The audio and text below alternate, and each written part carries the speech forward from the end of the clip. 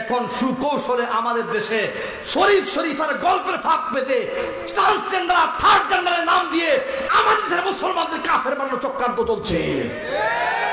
সাবধান করে দিতে চাই, গরুর গোমূত্র খাওয়ার দেশ ইন্ডিয়া এই দেশ না।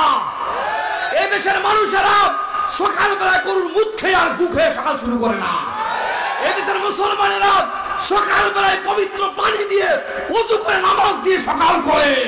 সুতরাং এই দেশের মধ্যে কোন ইহুদি খ্রিস্টানদের আর হিন্দুদের এজেন্ডা বাস্তবায়ন করার জন্য কেউ চক্রান্ত করলে এই দেশের তাওহীদ যত মেনে নিবে না ইনশাআল্লাহ। আসসালামু আলাইকুম ওয়া রাহমাতুল্লাহি ওয়া বারাকাতুহু। ওয়া আলাইকুম আসসালাম ওয়া রাহমাতুল্লাহ। আলহামদুলিল্লাহ আলহামদুলিল্লাহি নাহমাদুহু ওয়া নাস্তাঈনুহু ওয়া নাস্তাগফিরুহু ওয়া নু'মিনু বিহি ওয়া নাতাওয়াক্কালু আলাইহি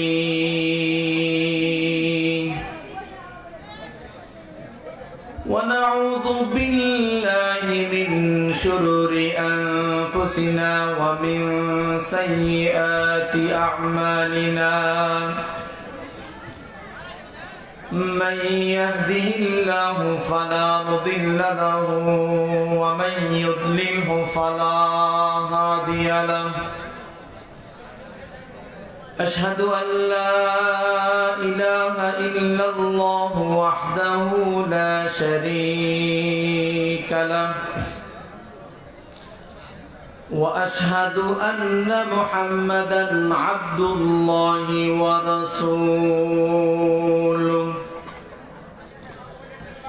الذي أرسله بالحق بشيرًا ونذيرًا وداعيًا إلى الله بإذنه وسراجًا منيرًا. أما بعد فإن خير الحديث كتاب الله وخير الهدي هدي محمد صلى الله عليه وسلم وشر الأمور محدثاتها وكل محدثة بدعة وكل بدعة ضلالة وكل ضلالة في النار. أما بعد فقد قال الله تعالى في كلامه المجيد وفي فرقانه الحميد. أعوذ بالله من الشيطان الرجيم. بسم الله الرحمن الرحيم. يا أيها الذين آمنوا اتقوا الله حق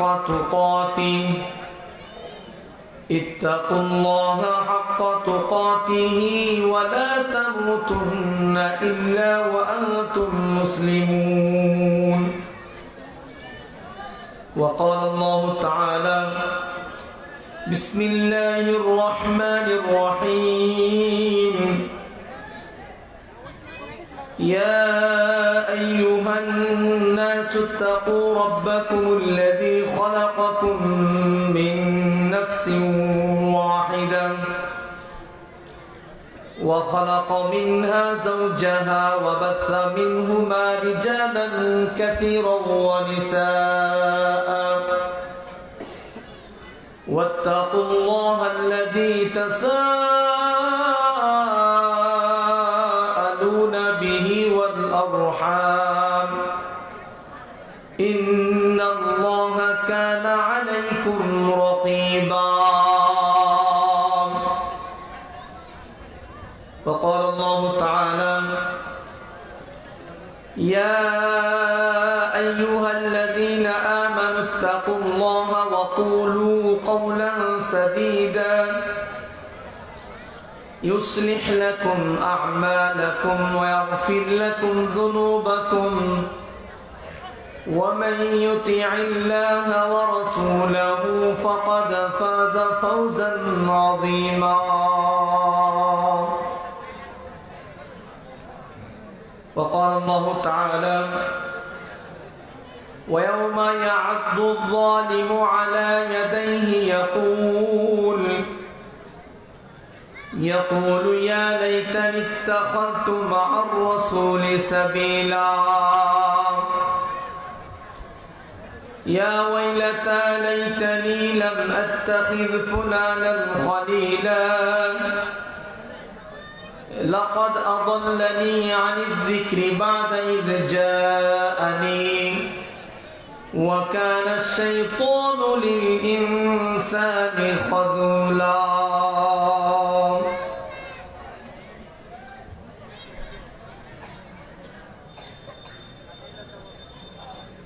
ইসলামী দাওয়াত সেন্টার ও পাঠাগারের তত্ত্বাবধানে এবং মহিউস সুন্নাহর উদ্যোগে আয়োজিত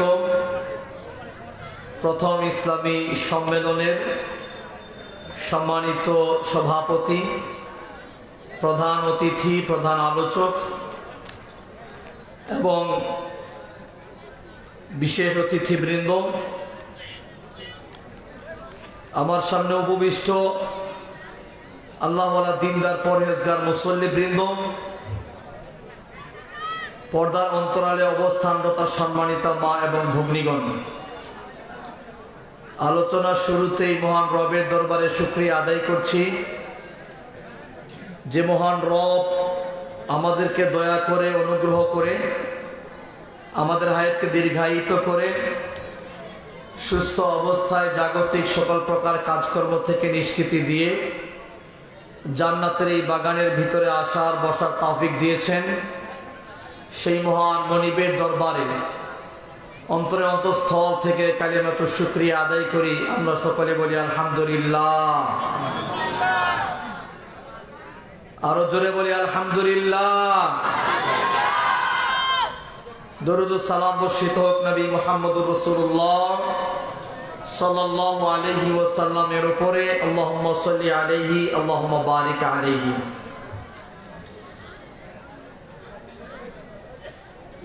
আমার সামনে যতগুলো শ্রোতা মণ্ডলী বসে আছেন ঠিক সমপরিমাণ শ্রোতা মণ্ডলী দাঁড়িয়ে আছেন। আমি দেখলাম সভাপতি যখন বললেন যে আপনারা দাঁড়িয়ে না থেকে ভিতরে চলে আসেন, তখনই দেখলাম কিছু লোক শুধু পিছনে যাচ্ছে, ভিতরে না এসে পিছনে চলে যাচ্ছে, বাজারের ভিতরে যাচ্ছেন। ঠিক এমন কিছু লোক আছে পৃথিবীতে যাদেরকে জান্নাতের দিকে ডাকা হয়, টেনে জান্নাতের দিকে আসো, আর শয়তান ওদেরকে টেনে জাহান্নামের দিকে নিয়ে যায়, ঠিক না? ওদের কাছে যারা দাঁড়িয়ে থাকে তাদের মাকসাদ কি আমি জানি না, কিন্তু আমার মনে হয় আলোচনা কিছু শুনবে, আলোচনা ভালো হলে আলোচনা দাঁড়িয়ে শুনবে, আর তার মন মতো আলোচনা না হলে ভেঙে যাবে, ঠিক না? যারা লজ্জা করে বাইরে দাঁড়িয়ে আছেন, একটা কথা স্পষ্ট করে শুনে রাখুন, আল্লাহ আপনাকে জান্নাত দিতে গিয়ে লজ্জা করবেন, ঠিক না? সুতরাং যারা দাঁড়িয়ে আছেন আপনাদেরকে অনুরোধ করে বলি, দাঁড়িয়ে না থেকে ভিতরে এসে বসুন। চায়ের দোকানে দাঁড়িয়ে থেকে আপনি কি পাবেন আমি জানি না, কিন্তু এখানে বসে আপনি কোরআন এবং সুন্নাহ থেকে সহি দামি দামি কথাগুলো শুনতে পাবেন ইনশাআল্লাহ। যে কথাগুলো আপনার নাজাতের কারণ হবে, যে কথাগুলো আপনার জাহান্নাম থেকে বাঁচার কারণ হবে, যে কথাগুলো আপনার ইহকালে পরকালে সফলতার মুক্তির একমাত্র উপায় হতে পারে, ঠিক না?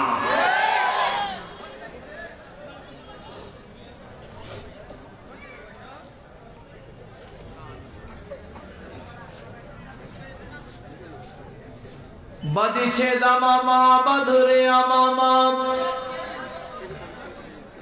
বাজিছে দামামা বাধরে আমামা, শির উঁচু করি মুসলমান। দাওয়াত এসেছে নয়া জমানার, ভাঙা কেল্লাই উড়ে নিশান। মুখেতে কালেমা হাতে তলোয়ার, বুকে ইসলামে জোশ দুর্বার। হৃদয়ে লইয়া এশক আল্লাহর, চলো আগে চলো বাজে বিশান। বাজিছে দামামা বাদরে আমামা, শির উঁচু করি মুসলমান। দাওয়াত এসেছে নয়া জমানার, ভাঙা কেল্লাই উড়ে নিশান। নহি মুরাজির ভোগ বিলাসের, শাহাদাত ছিল কাম্য মোদের। ভিখারির সাজে খলিফা যাদের, শাসন করিল আদাজান। তারা আজ পরে ঘুমায় বেহুশ, বাহিরে বইছে জ্বর তুফান। বাজিছে দামামা বাধরে আমামা, শির উঁচু করি মুসলমান। দাওয়াত এসেছে নয়া জমানার, ভাঙা কেল্লাই উড়ে নিশান। ঘুমায়া কাজা করেছি ফজর, তখনও জাগিনি যখন জোহর। হেলাও খেলাই কেটেছে আসর, মাগরিবের আজ শুনিয়া যান। জামাতে শামিল হও রে, এসাতে এখনো জমাতে আছে স্থান। বাজিছে দামামা বাধরে আমামা, শির উঁচু করি মুসলমান।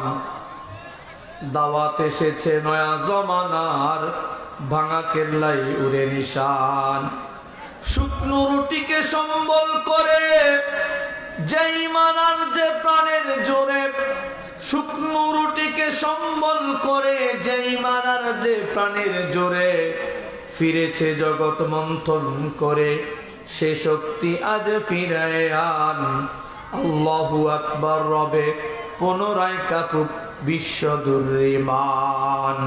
বাজিছে দামামা বাধরে আমামা, শির উঁচু করি মুসলমান। দাওয়াত এসেছে নয়া জমানার, ভাঙা কেল্লাই উড়ে নিশান। লিল্লাহে তাকবীর, লিল্লাহে তাকবীর।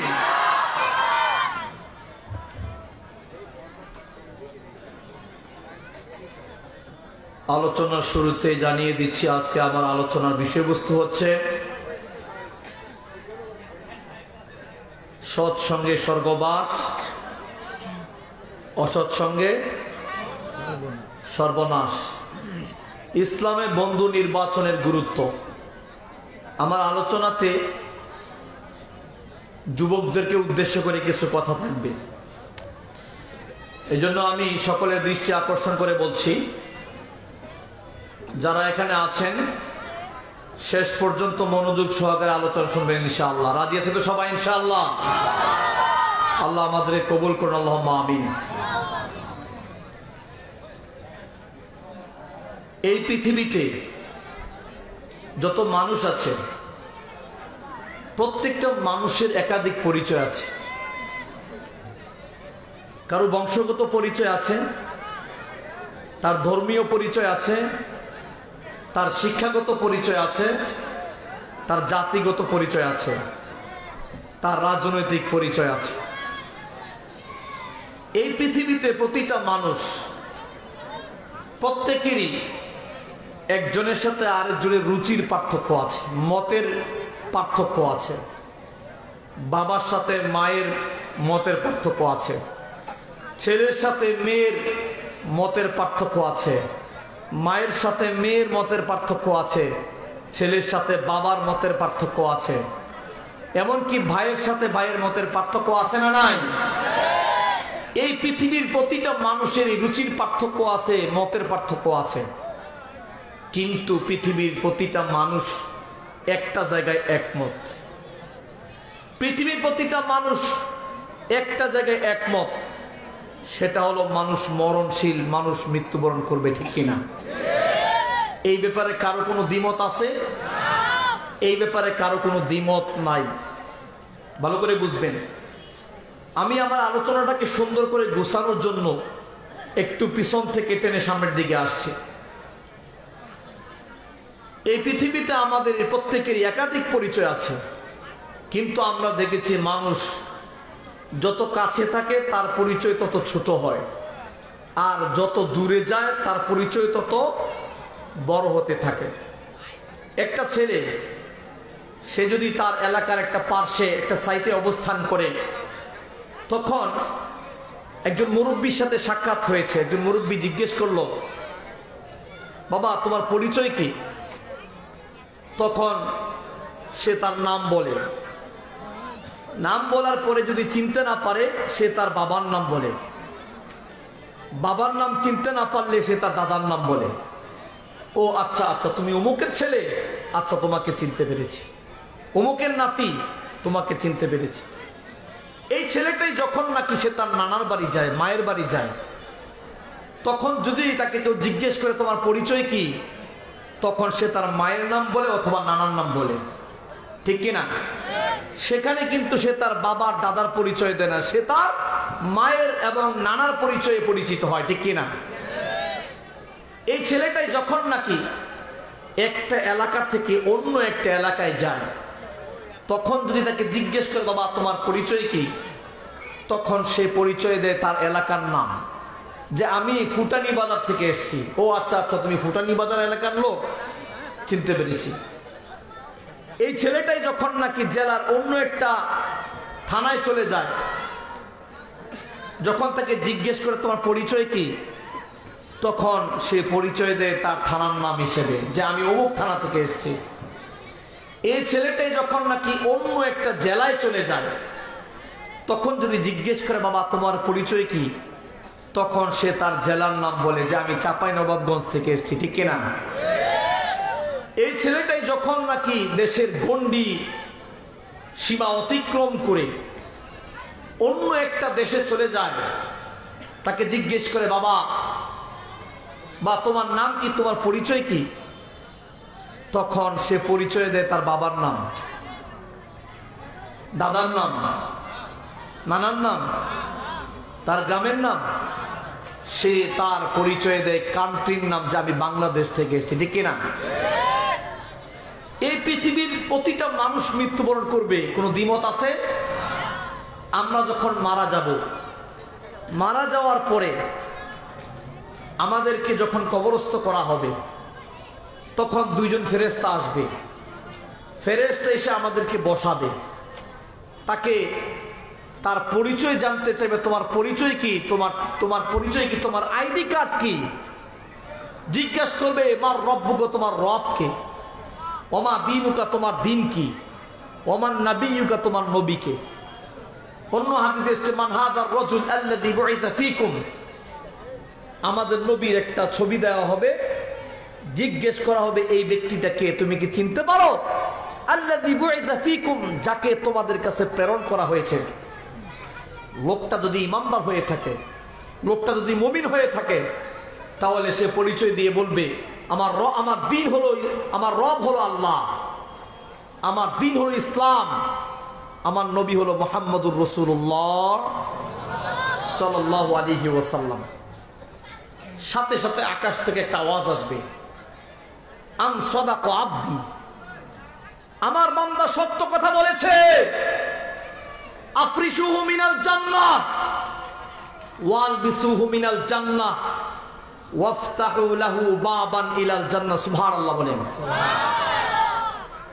আল্লাহ বলবেন বান্দার আফরিশুহু মিনাল জান্নাহ ওয়ালবিসুহু মিনাল জান্নাহ, তার বিছানাটা জান্নাতের বিছানা বিছিয়ে দাও, তার কবরের মধ্যে জান্নাতের বিছানা বিছিয়ে দাও, তার গায়ের কাফনের কাপড়টা পরিবর্তন করে তার গায়ে জান্নাতের পোশাক পরিয়ে দাও। ওয়াফতাহু লাহু বাবান ইলাল জান্নাহ, তার কবর থেকে জান্নাত পর্যন্ত একটা রাস্তা তৈরি করে দাও, সে যেন এই রাস্তা দিয়ে জান্নাতের সমস্ত নাজ নেয়ামত, আনন্দ, সুখ, স্বাচ্ছন্দ্য, বুক বিলাস সবকিছু সে কবর থেকে বুক করতে পারে। বলেন সুবহানাল্লাহ। অর্থাৎ এই ব্যক্তি যদি তার নিজের পরিচয় দিতে পারে আমি মুসলিম। আমি কি? আমি মুসলিম, আমি মুমিন, আমি ইসলাম ধর্মের অনুসারী, তাহলেই কেবল তার জন্য এই নিয়ামত, ঠিক কিনা বলেন? আল্লাহ রাব্বুল আলামিন মহাগ্রন্থ আল কোরআনে ইরশাদ করে বলেন, وَيَوْمَ يَعَضُّ الظَّالِمُ عَلَى يَدَيْهِ يَقُولُ يَا لَيْتَنِي اتَّخَذْتُ مَعَ الرَّسُولِ سَبِيلًا يَا وَيْلَتَى لَيْتَنِي لَمْ أَتَّخِذْ فُلَانًا خَلِيلًا لقد أضلني عن الذكر بعد إذ جاءني وكان الشيطان للإنسان خذولا। আল্লাহ রাব্বুল আলামিন বললেন, ভালো করে বুঝবেন, বুঝার বিষয়। আল্লাহ বললেন কিয়ামতের দিন যে সমস্ত ব্যক্তিরা তাদের নিজেদের উপরে জুলুম করেছে, যে সমস্ত ব্যক্তিরা দুনিয়াতে নিজের নফসের উপরে জুলুম করেছে,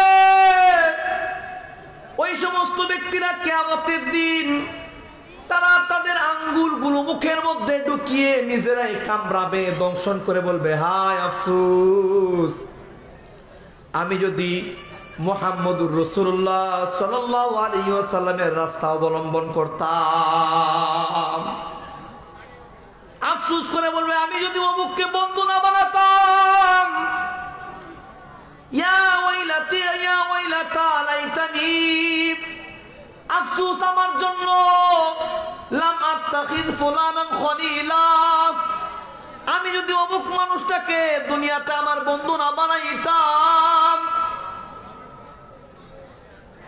লাকাদ আযাল্লানি আনিয যিকরি বা'দা ইয জাআনি, আল্লাহ বলছেন লাকাদ আযাল্লানি, অবশ্যই এই বন্ধুটা আমাকে পথভ্রষ্ট করেছে আমার কাছে আল্লাহর পক্ষ থেকে কোরআন আসার পরে। এখানে আয-যিকর শব্দ উল্লেখ করা হয়েছে। পৃথিবীর সমস্ত মুফাসসিরিনে কেরাম এখানে যিকিরের অর্থ নিয়েছেন মহাগ্রন্থ আল কোরআন, অর্থাৎ আমার কাছে যখন কোরআন আসলো আর কোরআন আগমন করার পরে আমার বন্ধু আমাকে পথভ্রষ্ট করেছে। এই আয়াতের তাফসিরে পৃথিবীর সবচেয়ে বড় মুফাসসির রাইসুল মুফাসসিরিন বড় আব্দুল্লাহ ইবনে আব্বাস রাদিয়াল্লাহু তাআলা আনহুকে, আব্দুল্লাহ ইবনে আব্বাস বলেন, এই আয়াতটা নাজিল হয় উকবা বিন আবু মুয়াইত নামক একজন ব্যক্তির ব্যাপারে। উকবা বিন আবু মুয়াইত এমন একজন ব্যক্তি, যে ব্যক্তি রাসূলুল্লাহ সাল্লাল্লাহু আলাইহি ওয়াসাল্লামের দাওয়াতে ইসলাম ধর্ম কবুল করেছিল। কিন্তু এই ব্যক্তিটার একজন বন্ধু ছিল, অন্তরঙ্গ বন্ধু, যে বন্ধুটা সিরিয়ায় অবস্থান করছিল। যখন এই ব্যক্তিটা রাসূলের দাওয়াতে আহ্বানে ইসলাম ধর্ম গ্রহণ করে, তখন তার অন্তরঙ্গ বন্ধুটা ওই এলাকায় ছিল না, সিরিয়াতে অবস্থান করছিল। যখন বন্ধু সিরিয়া থেকে দেশে এসে জানতে পারলো তার বন্ধু মুসলমান হয়ে গেল, এইবার ওই বন্ধু তার উপরে রাগ করলো, বন্ধু তুমি কেন মুসলমান হলা? তুমি কেন তোমার বাপ দাদার ধর্ম ছেড়ে ইসলাম ধর্ম গ্রহণ করলা, মুহাম্মদের ধর্ম গ্রহণ করেছ? সুতরাং আজকে থেকে তোমার সাথে আমার কোনো সম্পর্ক নাই। যত সম্পর্ক ছিল সব সম্পর্ক আজকে ছিন্ন করে দিলাম। কারণ কি? তুমি মুসলমান হয়ে গেছো, তোমার সাথে আমার কোনো সম্পর্ক নাই। দেখেন বন্ধু কিভাবে পথভ্রষ্ট করে। এইবারে উকবা বিন আবু মুয়াইত বন্ধুকে এতটাই ভালোবাসে, এতটাই মহব্বত করে, বন্ধুর রাগের কারণে, বন্ধুর খাতিরে, বন্ধুত্ব রক্ষা করার জন্য সে ব্যক্তি আল্লাহর রাসূলের দ্বীনকে আবার প্রত্যাখ্যান করে মুরতাদ হয়ে যায়। নাউযুবিল্লাহ, নাউযুবিল্লাহ বলবেন না? বন্ধুর মন রক্ষা করার জন্য ইসলাম ধর্ম ত্যাগ করেছে। চিন্তা করতে পারছেন?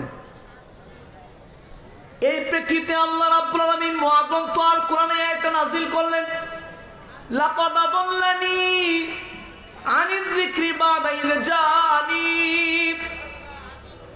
আল্লাহর পক্ষ থেকে মহাগ্রন্থ আল কোরআন আসার পরে, আমার কাছে আসার পরে আমার বন্ধু অবশ্যই আমাকে পথভ্রষ্ট করেছে। এই কারণে কিয়ামতের দিন মানুষেরা মুখের মধ্যে আঙ্গুল দিয়ে কামড়াবে আর আফসোস করে বলবে, হায় আমি যদি রাসূলের পথ অবলম্বন করতাম, আমি যদি অমুককে বন্ধু না বানাতাম, আমি যদি অমুককে বন্ধু হিসেবে গ্রহণ না করতাম। এই জন্য আল্লাহ রাসূল বলছেন, আমাদের দেশে একটা প্রবাদ বাক্য আছে, যার সাথে যার সম্পর্ক, যার সাথে যার মহব্বত, তার সাথে তার কিয়ামত। আছে না নাই? আছে না নাই মুসলমান? যার সাথে যার মহব্বত, তার সাথে তার। এই কথাটা সম্পূর্ণ একটা হাদিসের নির্যাস। সম্পূর্ণ কি হাদিসের নির্যাস। বাংলাটা আপনাদেরকে বলছি। রাসূল বলছেন, সৎ বন্ধু আর অসৎ বন্ধুর প্রভাব, সৎ বন্ধু আর অসৎ বন্ধুর প্রভাব। সৎ বন্ধু কেমন? সৎ বন্ধু হলো আতরওয়ালার মতো। একজন আতরওয়ালার কাছে গেলে তিনটা অবস্থা সৃষ্টি হবে। এক, হয় আতরওয়ালা আপনাকে আতর দিবে এমনিতেই। দুই, যদি আতর না দেয় আপনি অন্তত পক্ষে আতরওয়ালার কাছ থেকে আতর ক্রয় করবেন, ঠিক কিনা? আর যদি আতর ক্রয় নাও করেন, আতরওয়ালার কাছ থেকে অটোমেটিক সুঘ্রাণ আপনার নাকের ভিতরে আসবে না? আসবে না? কথা বলেন না কে? আসবে। রাসূল বলছেন, অসৎ বন্ধুর প্রভাব কেমন? কামারওয়ালার মতো। কোন মানুষ যদি কামারওয়ালার সাথে অবস্থান করে, তাহলে কামারওয়ালা যে এই যে কামারের যে বাতাস দেয়, এই বাতাস দেওয়ার কারণে সেখানে আগুনের স্ফুলিঙ্গ ছুটে আসে কি আসে না? ছুটে আসে কি আসে না?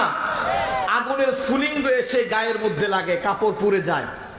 যদি এই আগুনের স্ফুলিঙ্গ নাও আসে, কিন্তু আপনি এই কামারের দুর্গন্ধ আপনার নাকের ভিতরে আসবে কি আসবে না? আসবে। এখন আপনাদেরকে বাস্তব এক্সাম্পল দেই, ভালো করে বুঝেন। বিশ্বনবী মুহাম্মদুর রাসূলুল্লাহ সাল্লাল্লাহু আলাইহি ওয়াসাল্লাম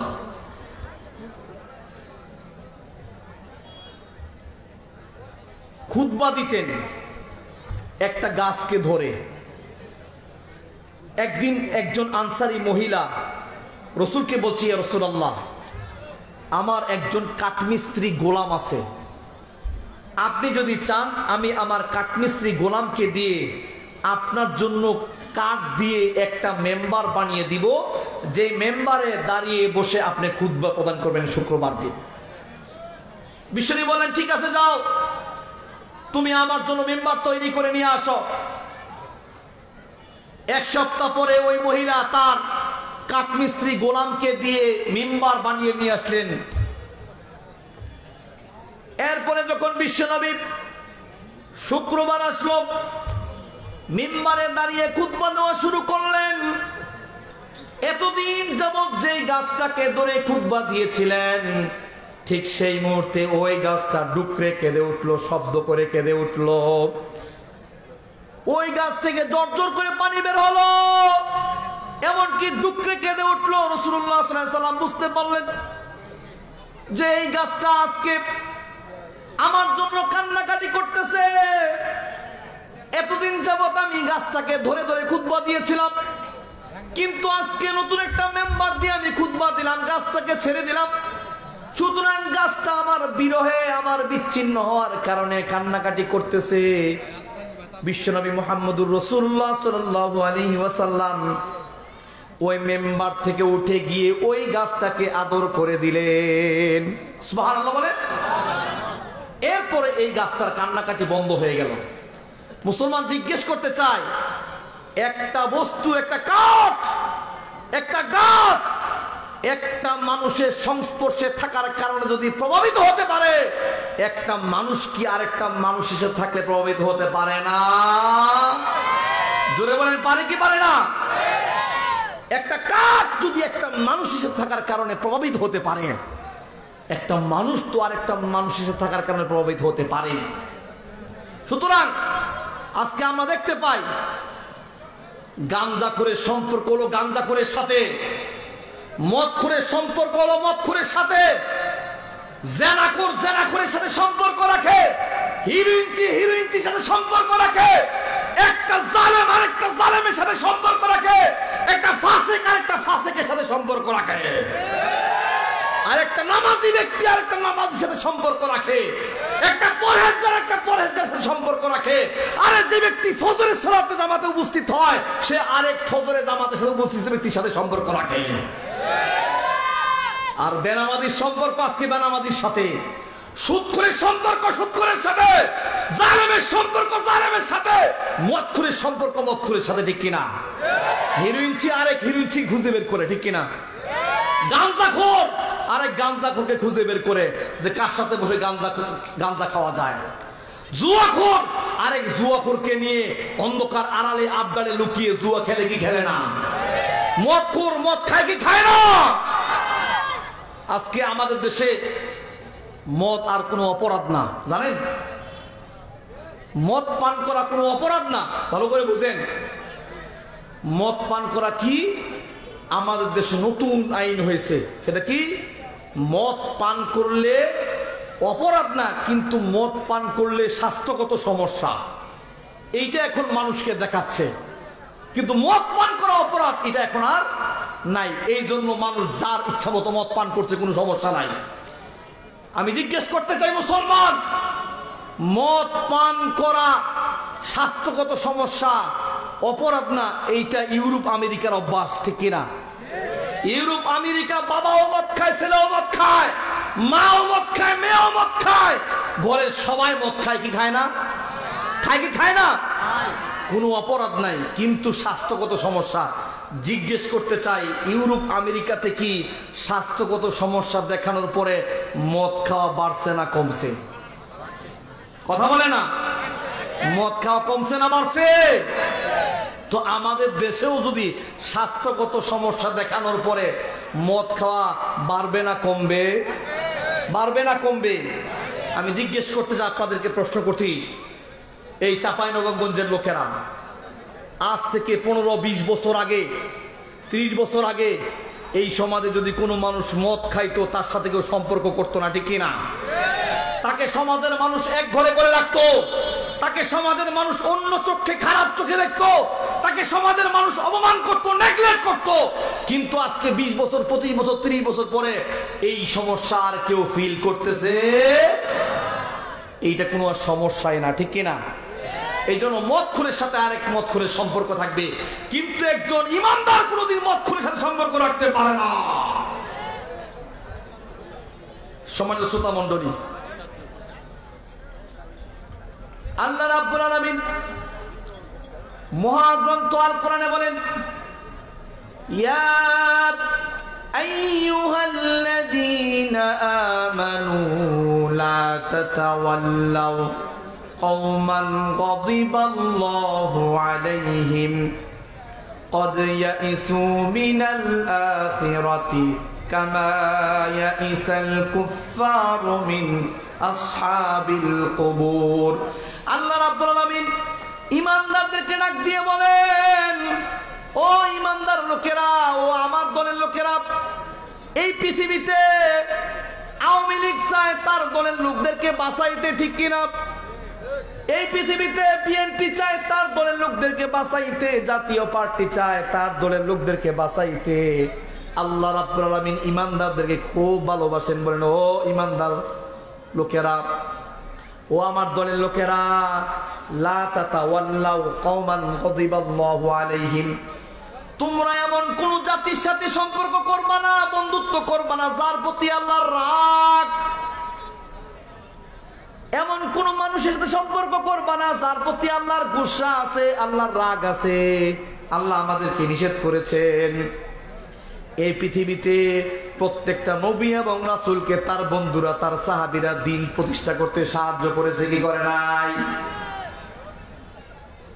মিকদাদ বিন আসওয়াদ রাদিয়াল্লাহু তাআলা একজন সাহাবী, যখন বদরের যুদ্ধ শুরু হবে সেই মুহূর্তে বিশ্বনবী বদরের প্রান্তে দাঁড়িয়ে বসে বসে দুই হাত তুলে আল্লাহর কাছে দুই চোখের পানি ছেড়ে দিয়ে দোয়া করলেন, ওয়া হুয়া ইয়াদউ আলাল মুশরিকিন।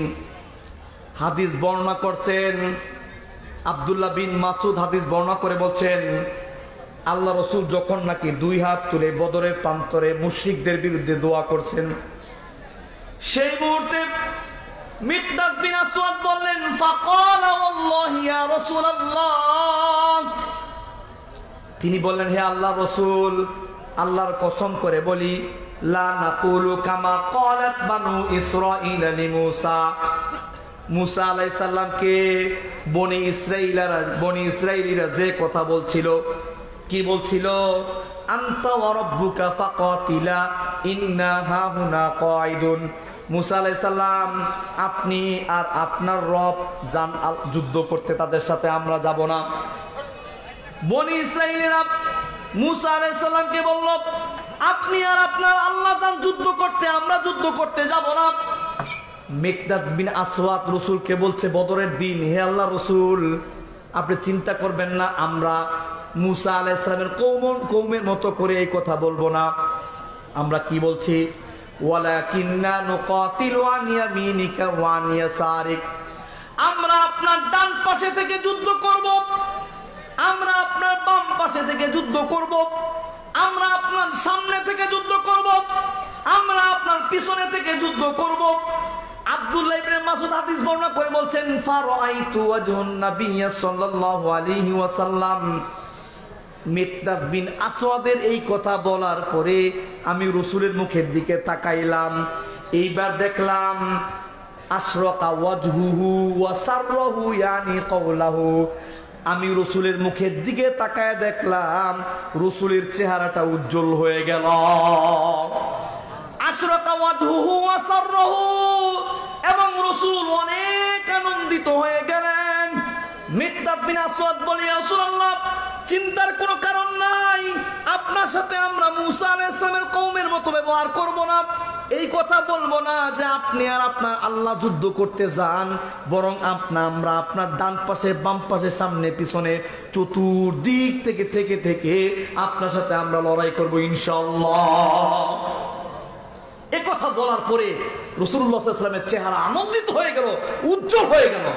আব্দুল্লাহ বিন মাসউদ বলছেন, এর কথা বলার পর রাসূলের চেহারা দিকে আমি তাকায় দেখলাম রাসূলের চেহারা উজ্জ্বল হয়ে গেল। সুবহানাল্লাহ। যে কথা বলতেছিলাম, এটা হলো বন্ধু, এটা হলো সাহাবী। এমন সাহাবী থাকার কারণে আল্লাহর জমিনে আল্লাহর দ্বীন প্রতিষ্ঠা করা সহজ হয়েছে। জোরে বলেন ঠিক কিনা? আজকের যুগেও যে সমস্ত আলেম ওলামাগণ আল্লাহর জমিনে আল্লাহর দ্বীন প্রতিষ্ঠা করার জন্য চেষ্টা করবে, সংগ্রাম করে রক্ত দিবে, দ্বীনের দাওয়াতি কাজ করবে, পৃথিবীর প্রতিটা ইমানদারের দায়িত্ব হলো তাদের পাশে থেকে তাদের দ্বীনের প্রচারের কাজে সাহায্য সহযোগিতা করা, ঠিক না? আজকে মাহফিল যে সমস্ত মায়েরা আয়োজন করেছেন, আপনারা জানেন কিনা, গত 2 দিন 3 দিন যাবত তারা পরিশ্রম করছে।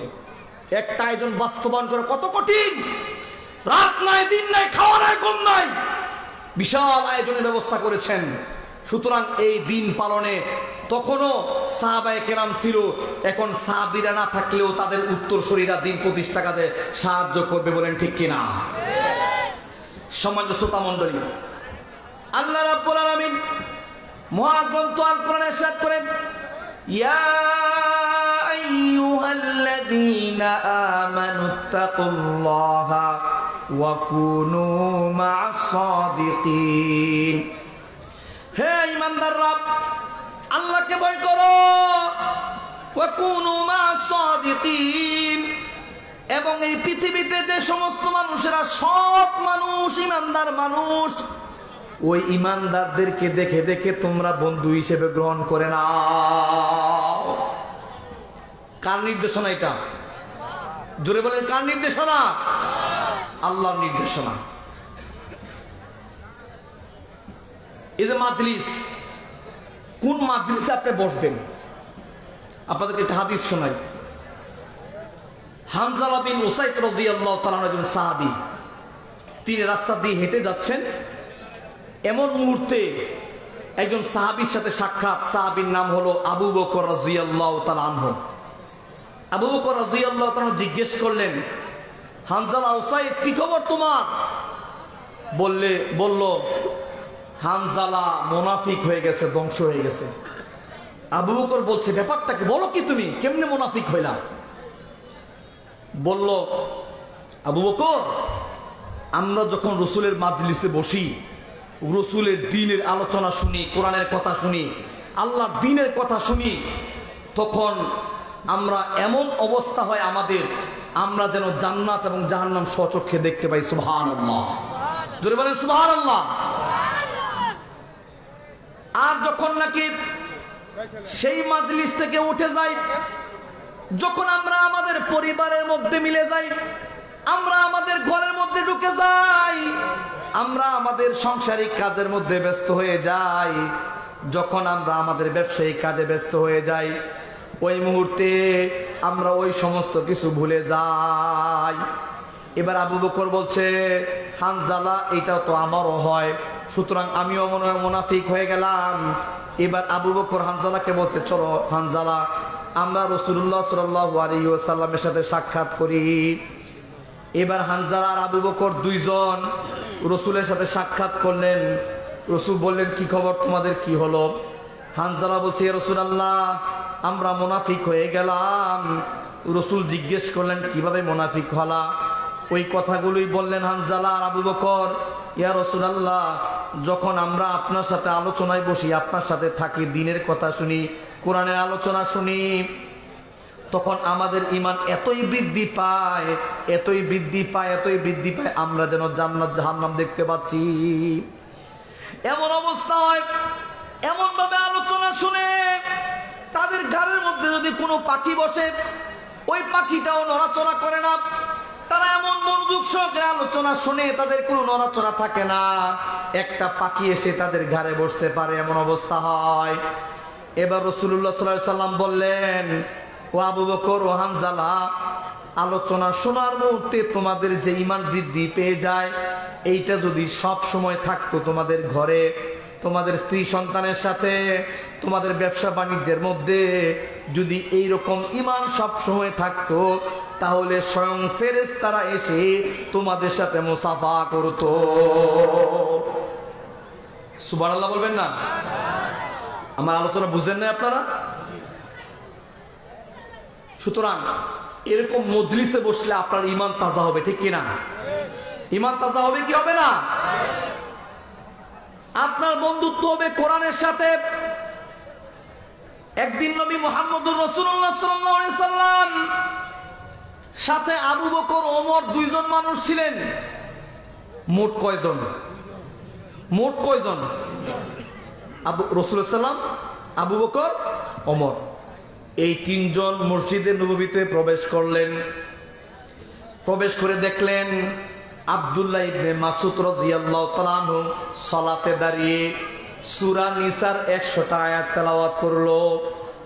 সালাতের মধ্যে দাঁড়িয়ে দাঁড়িয়ে সূরাতুন নিসার 100টি আয়াত তেলাওয়াত করলো।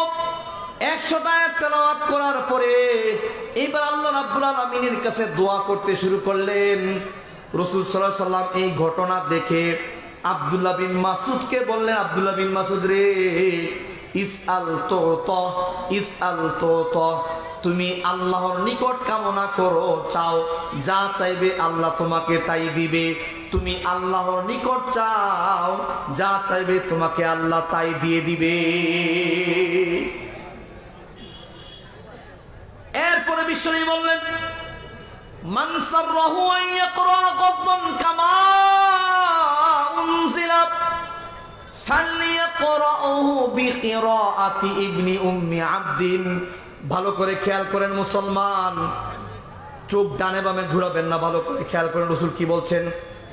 মান সাররাহু আন ইয়াকরা গাদ্দান কামা উনজিলা, কোন মানুষ যদি জলজন্ত তরতাজা কোরআন তেলাওয়াত করতে চায়, যেইভাবে কোরআন নাজিল হয়েছে সেইভাবে, ফালইয়াকরাহু বিকিরাআতি ইবনি উম্মি আবদিন, ওই ব্যক্তি যেন আব্দুল্লাহ ইবনে মাসউদের মতো করে কোরআন তেলাওয়াত করে।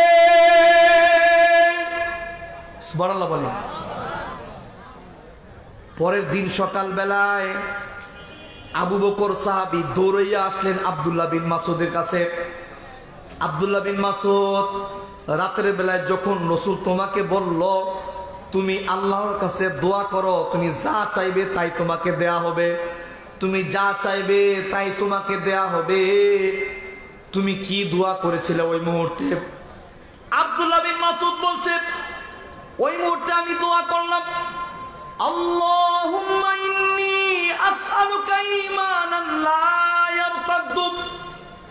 আমি আল্লাহর নিকট দোয়া করলাম, হে আল্লাহ, আপনি আমাকে এমন ঈমান দান করুন যে ঈমান আনয়ন করার পরে আর কোনোদিন মুরতাদ হওয়ার সম্ভাবনা নাই। কি নাই? বুঝেন নাই?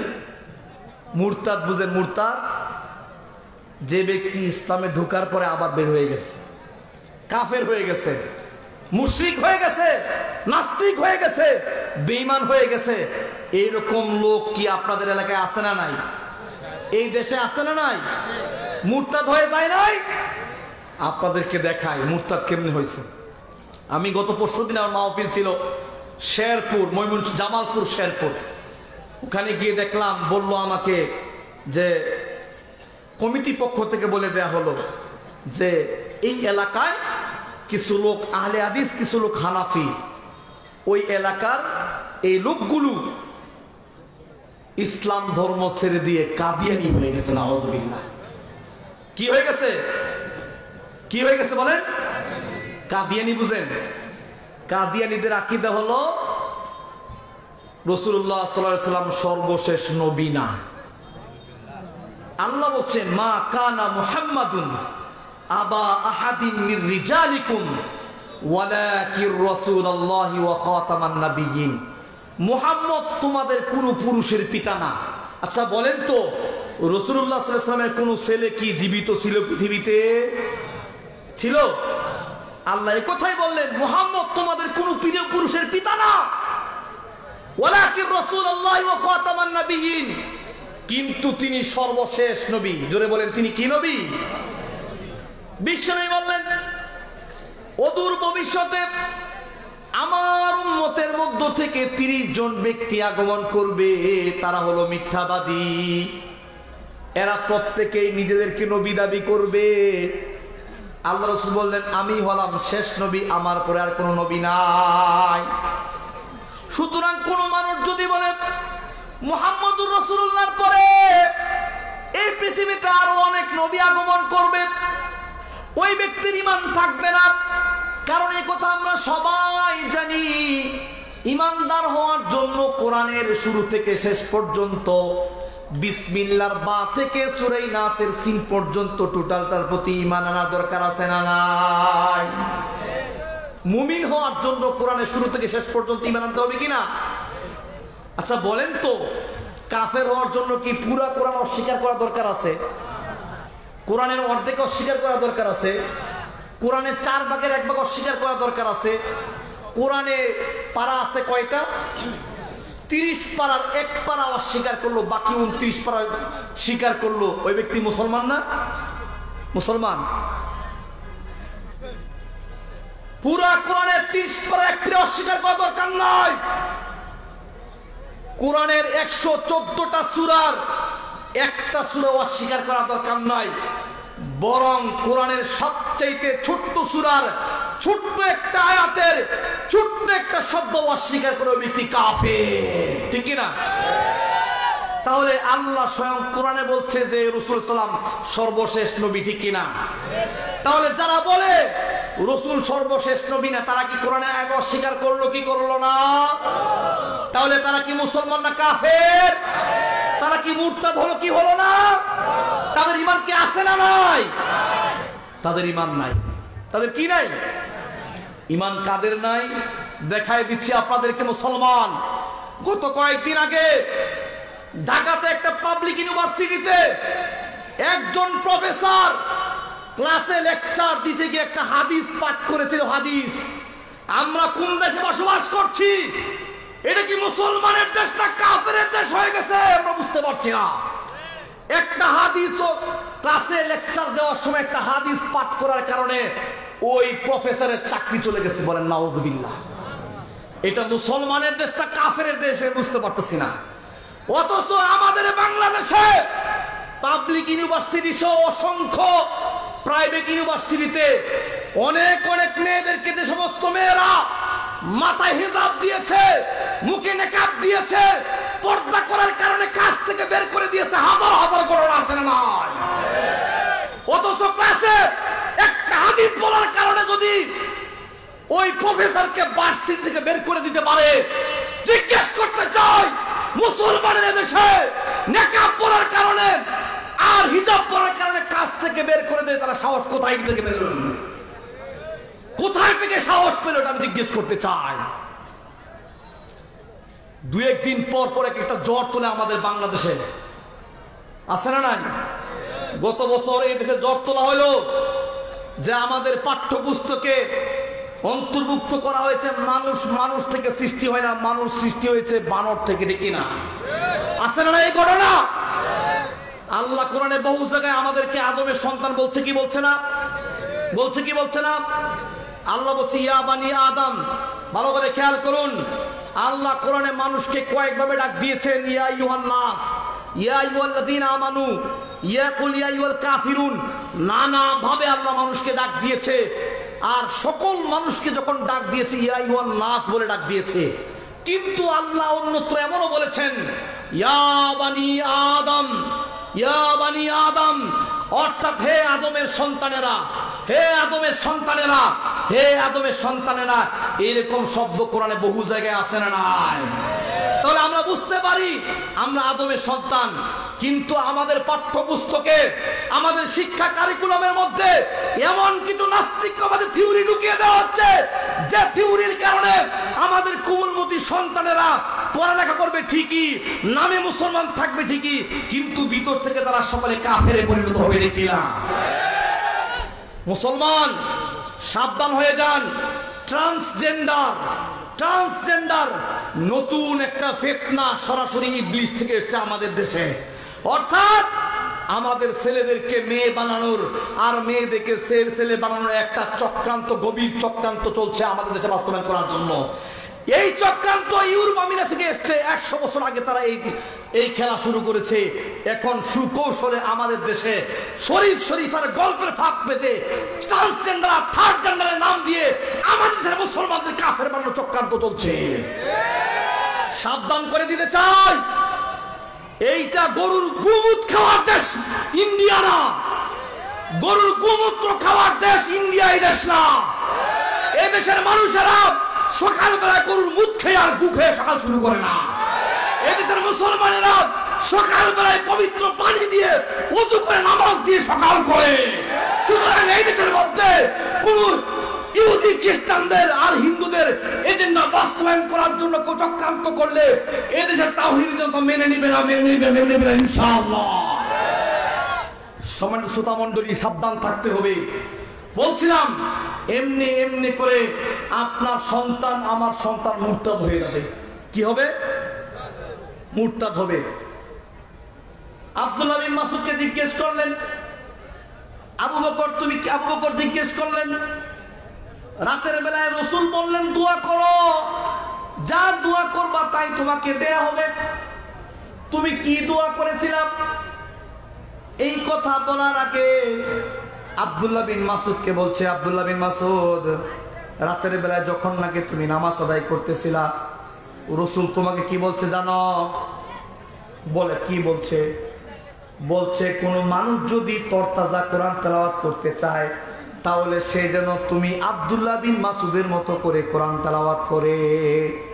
সুতরাং তুমি কি দোয়া করছো বলো? আব্দুল্লাহ বিন মাসউদ বলছে আমি দোয়া করলাম আল্লাহুম্মা ইন্নী আসআলুকা ঈমানান লা ইয়ারতাদ্দু। আমি দোয়া করলাম, হে আল্লাহ তুমি আমাকে এমন ঈমান দান করো যে ঈমান আনয়ন করার পরে আর কোনদিন মুরতাদ হওয়ার সম্ভাবনা নাই। আমাদেরকে এমন ঈমান দান করো যে ঈমান আনয়ন করার পরে আর কোনদিন মুরতাদ হওয়ার সম্ভাবনা নাই, কাফের হওয়ার সম্ভাবনা নাই। ওয়া নাঈমান লা ইয়ানফাদু, আমাকে এমন নিয়ামত দান করুন যে নিয়ামত আর কোনদিন শেষ হবে না। শুধু তাই নয়, ওয়া মুরাফাকাতা মুহাম্মাদিন ফি আলা জান্নাতুল খুলদ। 3 নম্বরে বললেন আল্লাহ কিয়ামতের দিন জান্নাতুল খুলদে যেন আমি উঁচু স্থানে রাসূলুল্লাহ সাল্লাল্লাহু আলাইহি ওয়াসাল্লামের সাথে থাকতে পারি। সুতরাং বন্ধু কাকে বানাবেন? রাসূলকে বন্ধু বানাতে হবে, ঠিক কিনা? সাহাবীদেরকে বন্ধু বানাতে হবে, ঠিক কিনা? সালফে সালিহিনদের, ইমানদারদেরকে বন্ধু বানাতে হবে। এছাড়া বিকল্প কোনো রাস্তা আপনার সামনে খোলা নাই। সম্মানিত শ্রোতা মণ্ডলী, ভালো বন্ধুর সাথে থাকলে এমন এমন নিয়ামত পাওয়া যায় কল্পনাও করতে পারবেন না। একটা ঘটনা আপনাদেরকে শোনাই, সব হাদিস থেকে বলবো, কোনো আজে বাজে বক্তব্য আমরা দেই না।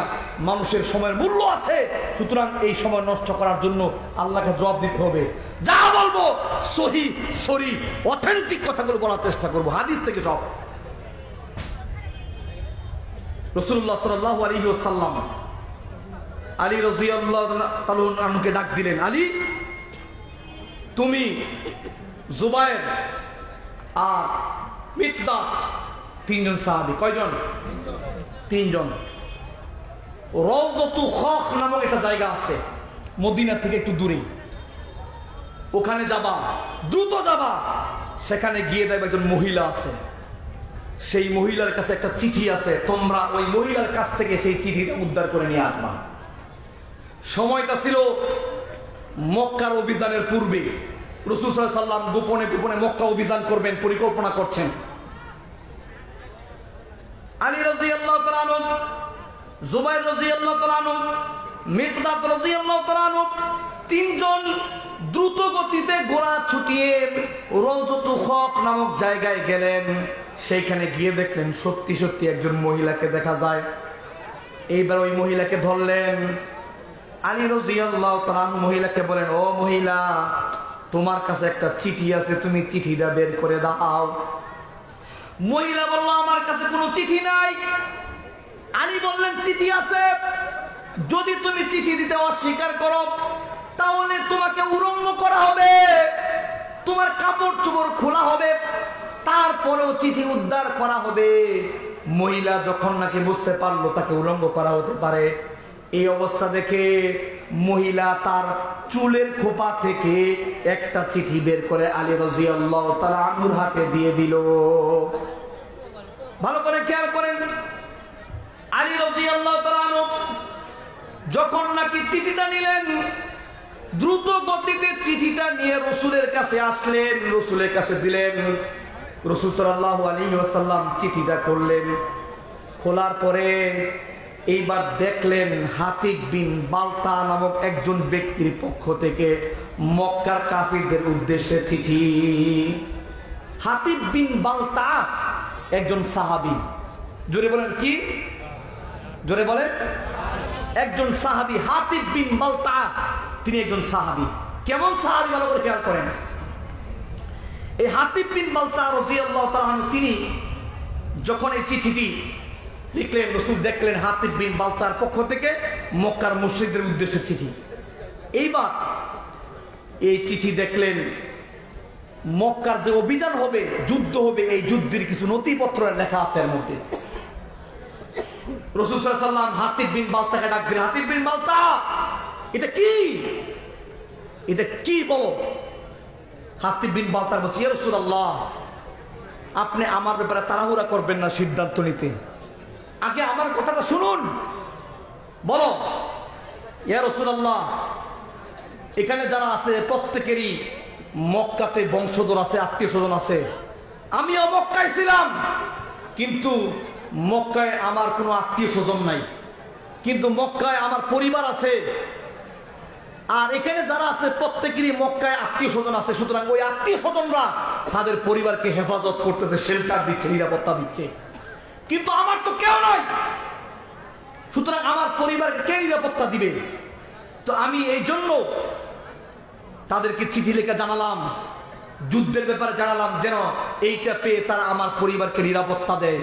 কিন্তু এই কাজ আমি মুরতাদ হয়ে করি নাই, ইসলামকে ঘৃণা করে করি নাই, কুফরিকে ভালোবেসে করি নাই, ইসলাম থেকে বের হয়ে করি নাই।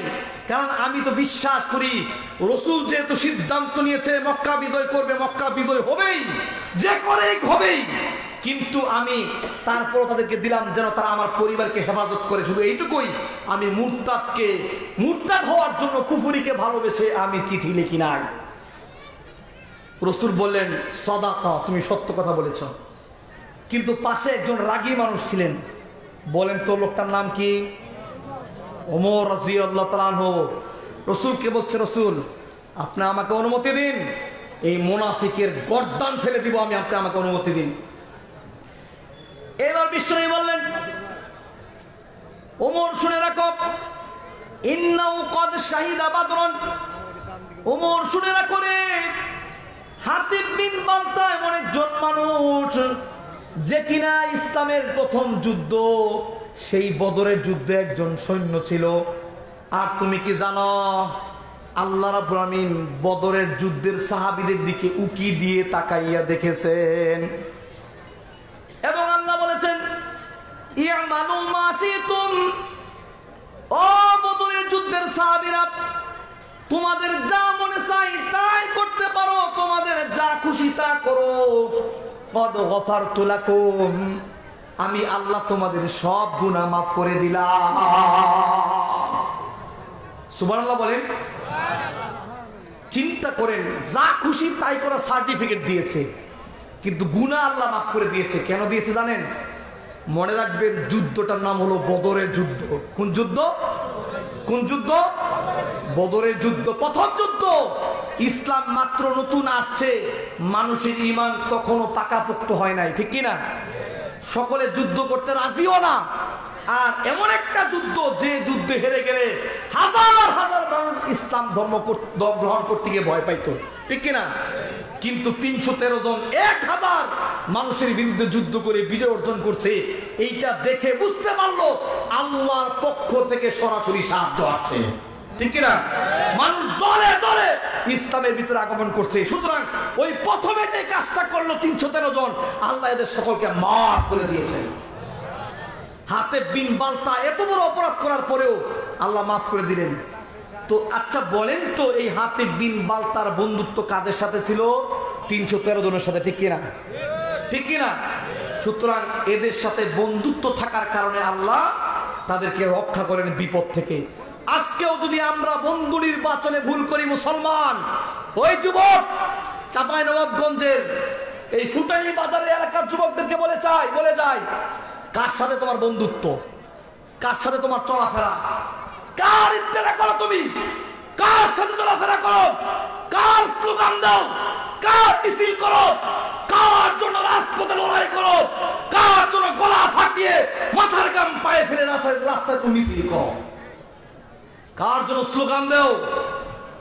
মনে রেখো, তোমার গলার আওয়াজ আল্লাহর জন্য বুলন্দিত হবে, তোমার রক্ত আল্লাহর জমিনে দিতে হবে।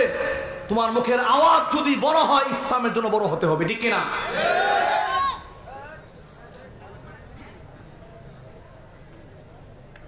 নামাজ দিয়ে ইমানদার মুনাফিক পার্থক্য করা যায় না, যাকাত দিয়ে ইমানদার মুনাফিক পার্থক্য করা যায় না, হজ দিয়ে ইমানদার মুনাফিক পার্থক্য করা যায় না, কোরআন তেলাওয়াত দিয়ে মুনাফিক ইমানদার পার্থক্য করা যায় না, দান খয়রাত দিয়ে ইমানদার মুনাফিক পার্থক্য করা যায় না, জিকির আজকার দিয়ে ইমানদার মুনাফিক পার্থক্য করা যায় না। মুনাফিক তো পার্থক্য তখন হয় যখন আমার দল, গ্রুপ, পার্টি আর ব্যক্তিত্বের এবং ইজ্জত সম্মান যখন সামনে আসে, সেই মুহূর্তে আল্লাহ, আল্লাহর রাসূলের এবং দ্বীনের ইজ্জত যখন সামনে আসে, সেই মুহূর্তে যে সমস্ত ব্যক্তিরা দল, গ্রুপ, পার্টি আর নিজের ইজ্জত, ব্যক্তিত্বের সম্মানকে পিছনে ফেলে আল্লাহ, আল্লাহর রাসূলের জন্য কথা বলে, তখন প্রমাণ হয় কে ঈমানদার, কে মুনাফিক।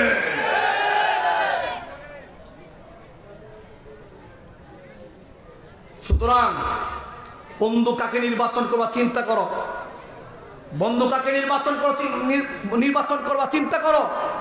আল্লাহ রাসূল বলছেন, মানা আতালিল্লাহ ওয়া মানা আলিল্লাহ ওয়া হাব্বা লিল্লাহ ওয়া আবগাদা লিল্লাহ। যে ব্যক্তি কোনো কিছু দিল আল্লাহর জন্য দিতে হবে, যে ব্যক্তি কোনো কিছু দেওয়া থেকে বিরত থাকবে, এটাও কার জন্য? এটাও কার জন্য? আমরা তো দেই আল্লাহর জন্য, বুঝলাম, কার জন্য দেই? দেওয়া থেকে বিরত থাকবেন, এটা আবার কেমন কথা? আছে না নাই? দেওয়া থেকে বিরত থাকবেন আল্লাহ সন্তুষ্টির জন্য, এটা কেমন কথা? ভালো করে বুঝাইতে, ভালো করে বুঝেন। দেওয়া থেকে এই জন্য বিরত থাকবেন, ধরেন আপনার বাবার কাছে গেলেন, বাবার সন্তানকে অনেক আদর করে, মুরব্বী শুনে রাখেন, আপনার সন্তান আপনার কাছে আসছে যে 5,000 টাকা দেন, 10,000 টাকা দেন, দিলে কি হবে? আমরা নৌকা ভ্রমণে যাব। আছে আপনাদের নৌকা ভ্রমণ? হয় আপনাদের দিকে? নৌকা ভ্রমণ নাই, শিক্ষা সফর আছে তো নাকি? যায় না, দূরে ঘুরতে যায় না? এই শিক্ষা সফর, স্টাডি ট্যুর, ভ্রমণ, যখন ভ্রমণ করতে যায় তখন সেখানে বড় বড় ডেস্ক বক্স নিয়ে যায় কি যায় না? গান বাজনা হয় কি হয় না? হয় কি হয় না? তো ওই যে গান বাজনা হবে সেখানে আবার অনেক কিছু নিয়েও যায়, ড্রিঙ্ক করার জন্য অনেক কিছু নিয়ে যায় কি যায় না? এরকম লোক আছে না নাই? আপনি জানেন আপনার ছেলেটা আপনার কাছ থেকে টাকা নিয়ে এইরকম শিক্ষা সফরে যাবে যেখানে গান হবে, নাচ হবে, এমনকি মদ খাওয়া হতে পারে। সুতরাং আপনি জানার পরে যদি তাকে টাকা দেন তাহলে আপনি গুনাহগার, ঠিক কিনা?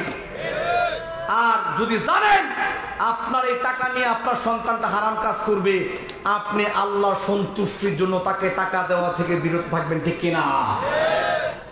আরেকটা এক্সাম্পল দেই, নির্বাচন কিছুদিন আগে গেছে কি গেছে না?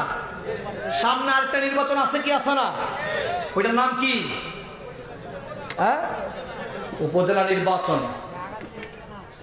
উপজেলা নির্বাচন। এইবার আপনি আপনার নেতার পক্ষে মিছিল করলেন, ক্যাম্পাস করলেন, রাত দিন খাটলেন, 1 মাস নেতাকে বিজয়ী করে নিয়ে আসলেন। নির্বাচনের পরে নেতার কাছে গেলেন, নেতা 1 মাস তো খাটলাম, এবার আমাদেরকে সম্মানিত করেন, হাদিয়া তোফা দেন, গিফট করেন, উপঢৌকন দেন। বললো ঠিক আছে যাও, 1 লক্ষ টাকা দিলাম, তোমরা গিয়ে আনন্দ ফুর্তি করো। কি করো? আনন্দ ফুর্তি করো। নেতা জানে আমার এই টাকা নিয়ে তারা আকাম টুকাম করবে, অন্যায় করবে। এই নেতা যদি ইমানদার হয়ে থাকে, আল্লাহকে ভয় করে থাকে, তার ভিতরে ইমান ন্যূনতম থেকে থাকে, তাহলে সে আল্লাহর ভয়ে তাদেরকে 1 লক্ষ টাকা দেওয়া থেকে বিরত থাকবে। জোরে বলেন ঠিক কিনা? তাহলে এটা কার সন্তুষ্টির জন্য হবে? আল্লাহ সন্তুষ্টির জন্য দেওয়া থেকে বিরত থাকতে হবে। এরপর আল্লাহ রাসূল বলছেন, ওয়াল হুব্বু ফিল্লাহ ওয়াল বুগদু ফিল্লাহ। কাউকে যদি ভালোবাসো, কার জন্য? কাউকে ভালোবাসা ত্যাগ করলে কার জন্য? আল্লাহর জন্য। এটা হলো পরিপূর্ণ ইমানের লক্ষণ। আল্লাহ রাসূল বলছেন, ইমানের শক্ত হাতল যেটা ধরলে কোনোদিন ছুটবে না, সেটা কি? আল মুআলাতু ফিল্লাহ ওয়াল মুআদাতু ফিল্লাহ। কাউকে পরস্পরকে ভালোবাসতে হবে একমাত্র আল্লাহ সন্তুষ্টির জন্য, আর কাউকে ঘৃণা করতে হবে এটাও কার সন্তুষ্টির জন্য? আল্লাহ সন্তুষ্টির জন্য। আল্লাহ রাসূল বলছেন, যে ব্যক্তির মধ্যে 3টা গুণ থাকবে, 3টা গুণ থাকবে, সে ব্যক্তি ইমানের পরিপূর্ণ স্বাদ পাবে। কি পাবে? জোরে বলেন কি পাবে? ইমানের স্বাদ পাবে। 1, যে ব্যক্তির কাছে আল্লাহ এবং আল্লাহ রসুল সব কিছু চাইতে ঊর্ধ্বে, আল্লাহ আল্লাহ রসুলকে সব চাইতে বেশি ভালোবাসে। 2, যে ব্যক্তি কাউকে একমাত্র আল্লাহ সন্তুষ্টির জন্য ভালোবাসে। 3, যে ব্যক্তি ইসলাম থেকে বের হওয়াকে এমন ঘৃণা করে, অপছন্দ করে, যেমন জাহান্নামের আগুনে ঝাঁপ দেওয়া অপছন্দ করে। এই 3টা জিনিস যে ব্যক্তির মধ্যে থাকবে, সেই ব্যক্তি কি? ইমানের স্বাদ পেল। আল্লাহ রাসূল বলছেন, ইন্না মিনান নাসি মাফাতিহুল খায়র মাওয়ালিকুল শার। আল্লাহ রাসূল বলছেন, কিছু মানুষ হলো কল্যাণের চাবিকাঠি, অকল্যাণের তালা। আর কিছু মানুষ আছে অকল্যাণের চাবি, কল্যাণের তালা। আল্লাহ রাসূল বলছেন, ওই ব্যক্তি হলো সৌভাগ্যবান যে ব্যক্তি হলো কল্যাণের চাবিকাঠি আর অকল্যাণের তালা। ওই ব্যক্তি হলো দুর্ভাগ্যবান যে ব্যক্তি হলো অকল্যাণের চাবি আর কল্যাণের তালা। বুঝতে পারছেন? সুতরাং কিছু মানুষের মধ্যে কল্যাণ আছে আর কিছু মানুষের মধ্যে অকল্যাণ আছে। আপনি আপনার ডানে বামে সামনে পিছনে তাকায় দেখেন কার মধ্যে কল্যাণ আর কার মধ্যে অকল্যাণ। আপনি কাউকে বন্ধু নির্বাচন করার পরে বন্ধু আপনার জন্য ভালো না খারাপ বুঝার উপায় কি? বন্ধু নির্বাচন করার পরে বন্ধু আপনার জন্য ভালো না খারাপ বুঝার উপায় কি? বুঝার উপায় আমি বলে দিচ্ছি। কারোর সাথে চলার পরে যদি দেখেন আপনার মধ্যে ভালো কিছু ঢুকছে আর খারাপ কিছু বের হয়ে গেছে, বুঝবেন ওইটা আপনার ভালো বন্ধু। আর যার সাথে চলার পরে খারাপ কিছু ঢুকছে আর ভালোটা বের হয়ে গেছে, বুঝবেন ওই ব্যক্তি আপনার জাহান্নামে যাওয়ার কারণ। জোরে বলেন ঠিক কিনা? সুতরাং সমাজে চিহ্নিত করুন কারা ভালো কারা খারাপ, তাদেরকে বন্ধু নির্বাচন করুন, আর যারা খারাপ তাদেরকে ত্যাগ করার চেষ্টা করুন পরকাল রক্ষা করার জন্য। কারণ একটু আগে বলেছিলাম, যার সাথে যার মহব্বত তার সাথে তার কিয়ামত, যার সাথে যার মহব্বত তার সাথে তার কিয়ামত। ভালো মানুষকে ভালোবাসতে হবে, ইমানদার মুমিনদেরকে ভালোবাসতে হবে। সে যদি একটা রিকশাওয়ালাও হয়, সে যদি সমাজের সবচাইতে দরিদ্র হয়, সে যদি সমাজের সবচাইতে কালো কুৎসিত চেহারার হয়, কিন্তু তার ভিতরে যদি আল্লাহর দ্বীন থাকে, আল্লাহর ভালোবাসা থাকে, ইসলাম মানার তার ভিতরে যদি প্রবণতা থাকে, তাহলে তাকে আপনাকে সবচাইতে বেশি ভালোবাসতে হবে, কি হবে না? মুসলমান, হাদিস বলছে আপনাদেরকে, এক ব্যক্তি রাসূলকে বলল, ইয়া রাসূলুল্লাহ, কিয়ামত কখন হবে? বিশ্বনবী বললেন, কিয়ামতের জন্য কি এমন আমল করেছো, কিয়ামতের খোঁজ নিতে আসছো? ওই ব্যক্তি বলল, ইয়া রাসূলুল্লাহ, আমি কিয়ামতের জন্য তেমন কিছুই করি নাই, কিন্তু আমি আল্লাহ আল্লাহ রাসূলকে ভালোবাসি। বিশ্বনবী বলছেন, হাদিস বর্ণনা করছেন আনাস বিন মালিক, তিনি বলছেন, এই ব্যক্তির এই কথা শুনে বিশ্বনবী বললেন, আনতা মা মান আহবাবতা, তুমি যাকে ভালোবাসো পরকালে ওই ব্যক্তির সাথে তুমি থাকবে। আনতা মা মান আহবাবতা, যাকে ভালোবাসো তুমি তার সাথেই থাকবে। কি বুঝলেন বলেন? ওই ব্যক্তি বলছে, ইয়া রাসূলুল্লাহ, আমি তেমন কোনো আমল করতে পারি নাই, কিন্তু আমি আল্লাহ আল্লাহ রাসূলকে ভালোবাসি। আনাস বিন মালিক বলছেন, এই কথা শোনার পরে আমি এত আনন্দিত হলাম। কি আনন্দিত হলাম? বলছে, আমি রাসূলকে ভালোবাসি, আমি আবু বকরকে ভালোবাসি। আনাস বিন মালিক বলছেন, আমি রাসূলকে ভালোবাসি, আবু বকরকে ভালোবাসি, উমরকে ভালোবাসি, যদিও আমি রাসূল, আবু বকর, উমরের মতো আমল করতে পারি না, কিন্তু তাদেরকে ভালোবাসার কারণে তাদের সাথে জান্নাতে থাকবো। জোরে বলেন সুবহানাল্লাহ। আমার কথা বুঝতে পারছেন? বুঝতে পারছেন আমার কথা? যাদেরকে ভালোবাসবেন তাদের সাথেই থাকবেন। সুতরাং আলেম ওলামাকে ঘৃণা করবেন বেশি করে, ঠিক আছে না? হুজুর দাড়িওয়ালা টুপিওয়ালা দেখলে আপনার গা চুলকায় কেন? হুজুরের ভুল আপনার চোখে বেশি বলে কেন? মিয়া, একটা হুজুর হতে 15 বছর 20 বছর সময় লাগে, জানেন? একটা মাদ্রাসায় পড়াশোনা করে, রাত দিন পরিশ্রম করে, সকাল থেকে সন্ধ্যা থেকে রাত 12টা পর্যন্ত মা বাবা আত্মীয় স্বজনের আনন্দ ভালোবাসাকে ত্যাগ করে, নিম্নমানের খাবার খেয়ে, ঘরের মধ্যে বন্দি থেকে, এত কষ্ট করে উস্তাদের শাসনের মধ্যে থেকে মানুষের পর মানুষে 12 বছর 15 বছর 20 বছর পড়ালেখা করে মানুষ হতে হয়। আর ওই ব্যক্তিরা মসজিদ ইমামতি করে, বেতন পায় মাত্র 10,000 12,000, মানুষের বাড়িতে কখনো কখনো খাওয়া লাগে, আর মানুষের বাড়িতে খায় দেখে আপনার গা জ্বলে, ঠিক না? হুজুরের প্রতি আপনার হিংসা কেন এত? গা জ্বলে করে কি সমস্যা? একটা মসজিদে বক্তব্য দেওয়া ছোটখাটো বিষয় না, নানান ধরনের হুমকি ধমকি আসে। হুজুরের জায়গায় দাঁড়ায় দেখেন, একটা মসজিদে ইমামতি করা বিশাল জিম্মাদারি, এতগুলো মানুষের জিম্মাদার নিয়ে এখানে নামাজে পড়তে হয়। আর হুজুরের ছোটখাটো ভুল, উনি কি মানুষ না? গরু ছাগল? হুজুরদের আলেমদের দোষ ধরার জন্য আমরা এক শ্রেণীর লোক থাকি সবসময় রেডি, ঠিক না? আলেমকে ভালোবাসুন, তাকে হাদিয়া দেওয়ার চেষ্টা করুন। হাদিয়া দেওয়ার দরকার নাই, অন্তত পক্ষে একটা মুচকি হাসি দেন, ঠিক কিনা? আমাদের নিয়তে সমস্যা। কি সমস্যা? ভালো করে বুঝেন।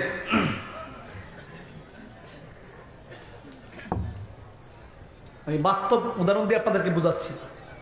নিয়তটা শুদ্ধ হওয়া দরকার। সিরিয়াতে একজন ব্যক্তির বাসায় একজন আলেম দার্স দিচ্ছেন।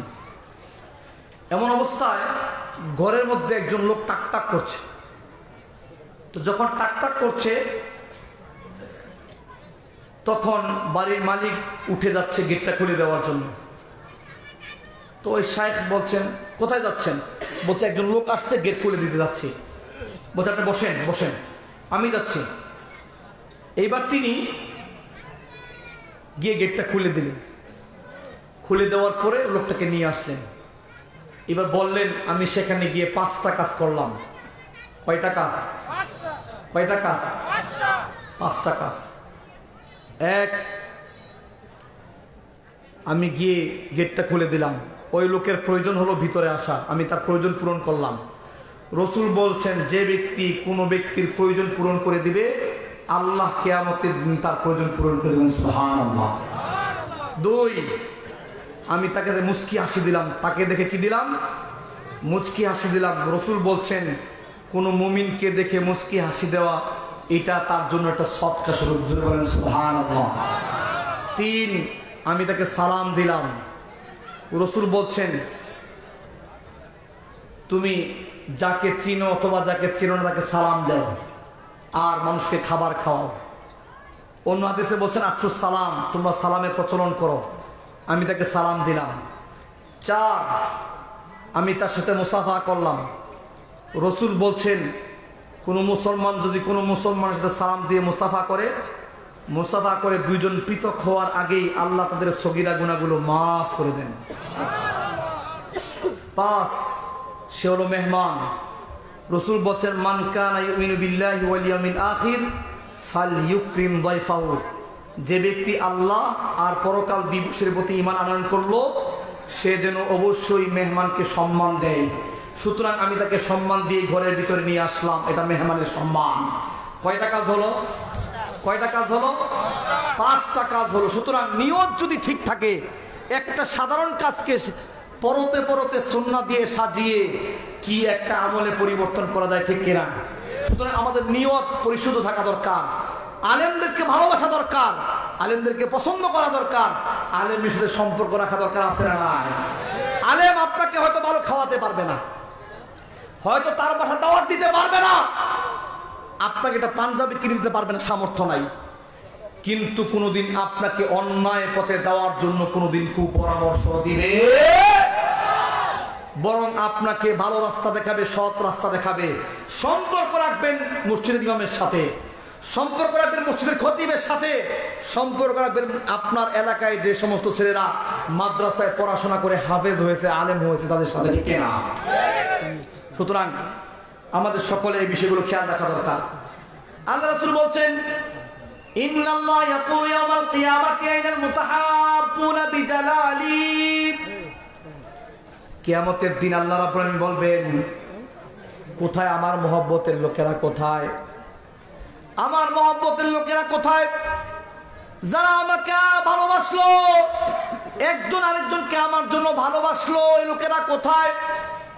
আজকের দিনে কোনো ছায়া নাই, কিয়ামতের দিন যখন কোনো ছায়া থাকবে না, মানুষের মাথার উপরে সূর্য থাকবে, সেই মুহূর্তে আল্লাহ বলবেন তারা কোথায়? যারা একজন আরেকজনকে শুধুমাত্র আমি আল্লাহর জন্য ভালোবেসেছিল, তারা কোথায়? আজকের দিনে আমার ছায়া ছাড়া কোনো ছায়া নাই, আমি তাদেরকে আমার ছায়া দান করব।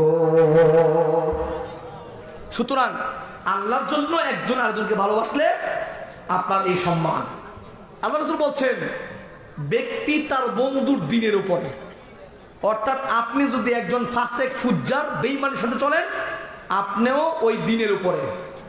আর রাজুলু আলা দীনি খলিলিহি, অন্য হাদিসে বলছে আল মারউ আলা দীনি খলিলিহি, ব্যক্তি তার বন্ধুর দ্বীনের উপরে।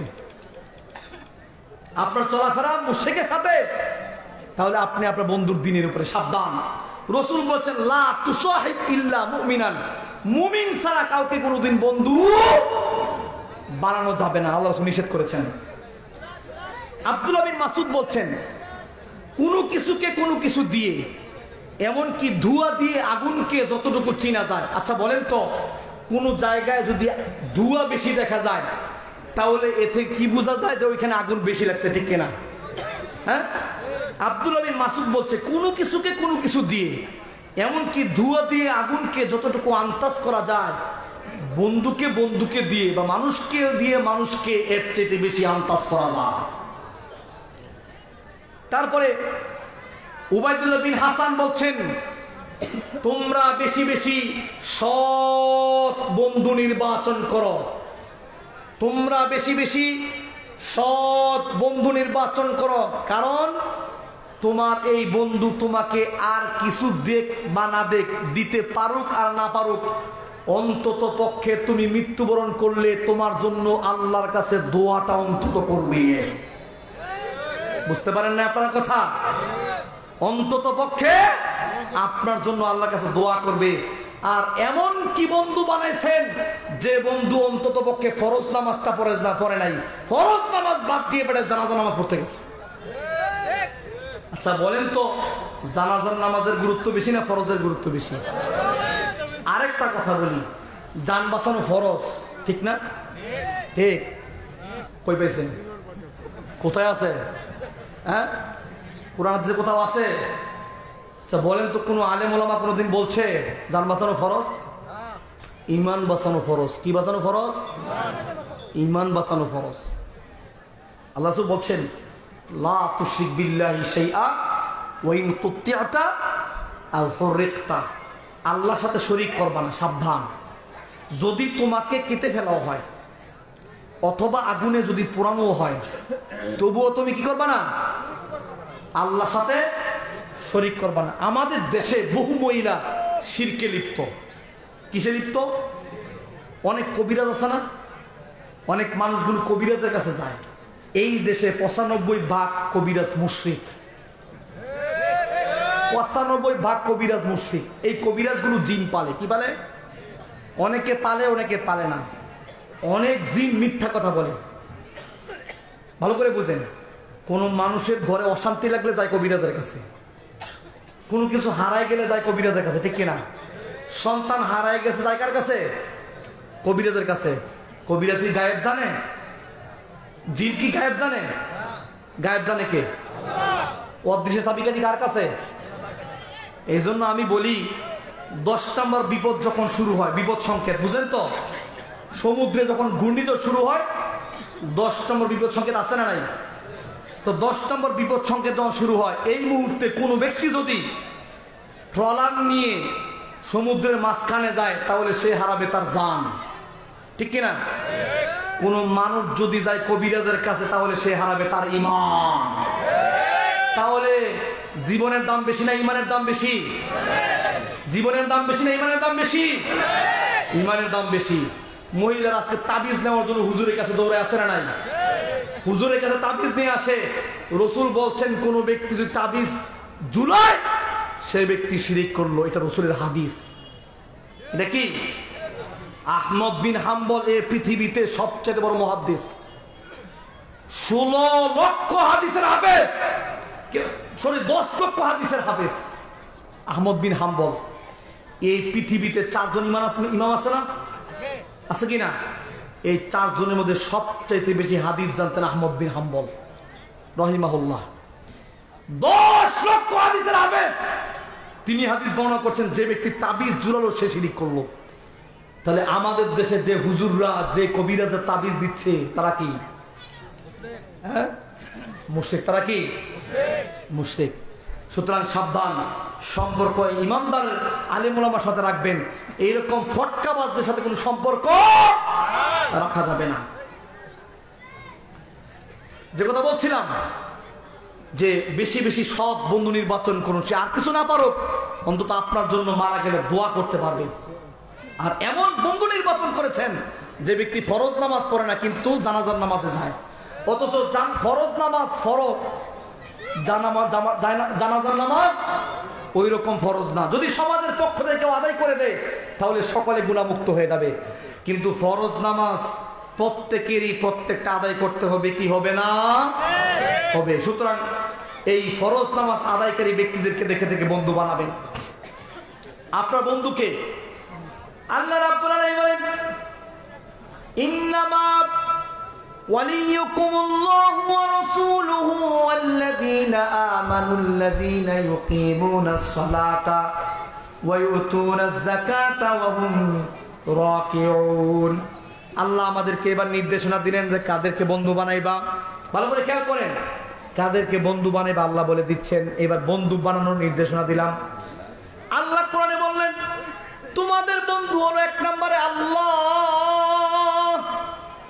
এক নাম্বার আপনার বন্ধুকে ইন্নামা ওয়ালিয়ুকুমুল্লাহ। 2 নাম্বার হলো ওয়া রাসূলুহু, 2 নাম্বার হলো আল্লাহর রাসূল তোমাদের বন্ধু। 3 নাম্বার হলো ওয়াল্লাযীনা আমানু, যারা ঈমানদার, আল্লাযীনা ইউকিমুনাস সালাহ, যারা সালাত কায়েম করে তারা, ওয়া ইউতুনাজ যাকাত, যারা যাকাত আদায় করে তারা তোমাদের বন্ধু। সুতরাং আল্লাহ আমাদের বন্ধু, রাসূল আমাদের বন্ধু, ঈমানদাররা আমাদের বন্ধু, সালাত কায়েমকারীরা আমাদের বন্ধু, যাকাত আদায়কারী ব্যক্তিরা হলো আমাদের বন্ধু। জিজ্ঞেস করতে চাই, বুকে হাত দিয়ে বলেন তো আপনার বন্ধু কি 5 ওয়াক্ত নামাজ আদায় করে কি করে না? বন্ধুর কথা বাদ দিলাম, আপনি কেমন বন্ধু চিন্তা করেন, আপনি ভালো বন্ধু কিনা, আপনি নামাজি কিনা, আপনি যাকাত আদায়কারী কিনা, নিজের দিকে খেয়াল করুন, আপনি ভালো বন্ধু হতে পারছেন কিনা। আজকে এরকম যুবকের বড় অভাব, সমাজে ভালো যুবকের বড়ই অভাব আছে না নাই? যুবক কেমন হওয়া দরকার ভালো করে বলেন, যেহেতু বন্ধু বেশি যুবকদের আছে, ঠিক কিনা? যুবকরাই বেশি বন্ধু নির্বাচন করে। কেমন যুবক হওয়া দরকার ভালো করে খেয়াল করেন। একজন সাহাবী, নাম হলো মুসাব ইবনে উমাইর। মুসাব ইবনে উমাইর এমন একজন মানুষ যিনি ছিলেন অনেক সুন্দর, অনেক স্মার্ট, মক্কার মধ্যে সবচাইতে দামি আতর ব্যবহার করত, সবচাইতে দামি পোশাক পরত, সবচেয়ে দামি ঘোড়া ব্যবহার করত মুসাব ইবনে উমাইর। তার মা ছিল অনেক ধনী এবং রাগী মানুষ। মুসাব ইবনে উমাইর গোপনে গোপনে ইসলাম ধর্ম গ্রহণ করতে, ভালো করে খেয়াল করেন। গোপনে ইসলাম ধর্ম গ্রহণ করার পরে এইবার মুসাব ইবনে উমাইরের মা কিছুদিন পরে জানতে পারলো তাদের মুসাব মুসলমান হয়ে গেছে, অর্থাৎ তাদের দৃষ্টিতে কাফের হয়ে গেছে, ঠিক কিনা? ঠিক কিনা? তাদের দৃষ্টিতে কাফের হয়ে গেছে। মুসাবকে ঘরের মধ্যে আটকিয়ে রাখলেন তার মা বাবা। অনেক দিন আটকে রাখার পরেও মুসাব ইবনে উমাইর কিন্তু ইসলাম ধর্ম ত্যাগ করে নাই। এরপরে যখন বাড়ি থেকে তার বাবা বের করে দিচ্ছে যে ঠিক আছে মুসলমান হয়ে গেছস, যা ঘর থেকে বের হয়ে যা, আমাদের বাড়িতে তো থাকার কোনো সুযোগ নাই। এরপরে মুসাব ইবনে উমাইর রাসূলের কাছে গেলেন। কিছুদিন পরে রাসূলুল্লাহ সাল্লাল্লাহু আলাইহি ওয়াসাল্লাম মুসাব ইবনে উমাইরকে মদিনায় পাঠিয়ে দিলেন। মুসাব ইবনে উমাইর মদিনার মানুষগুলোকে ইসলামের জন্য সংঘবদ্ধ করলেন। এই জন্য একটা কথা ভালো করে মনে রাখবেন, মদিনার মানুষদেরকে সর্বপ্রথম যিনি কোরআন শিক্ষা দিয়েছেন ওনার নাম হলো মুসাব ইবনে উমাইর। অনেক সুন্দর চেহারার মানুষ, অনেক ধনী মানুষ। এই মুসাব ইবনে উমাইর অর্থ সম্পদ, বাবা মা, বাড়ি ঘর সবকিছু ত্যাগ করে ইসলামের দাওয়াতের জন্য মদিনায় গেলেন। সবার আগে কোরআন শিক্ষা দিলেন মুসাব ইবনে উমাইর মদিনার মানুষদেরকে।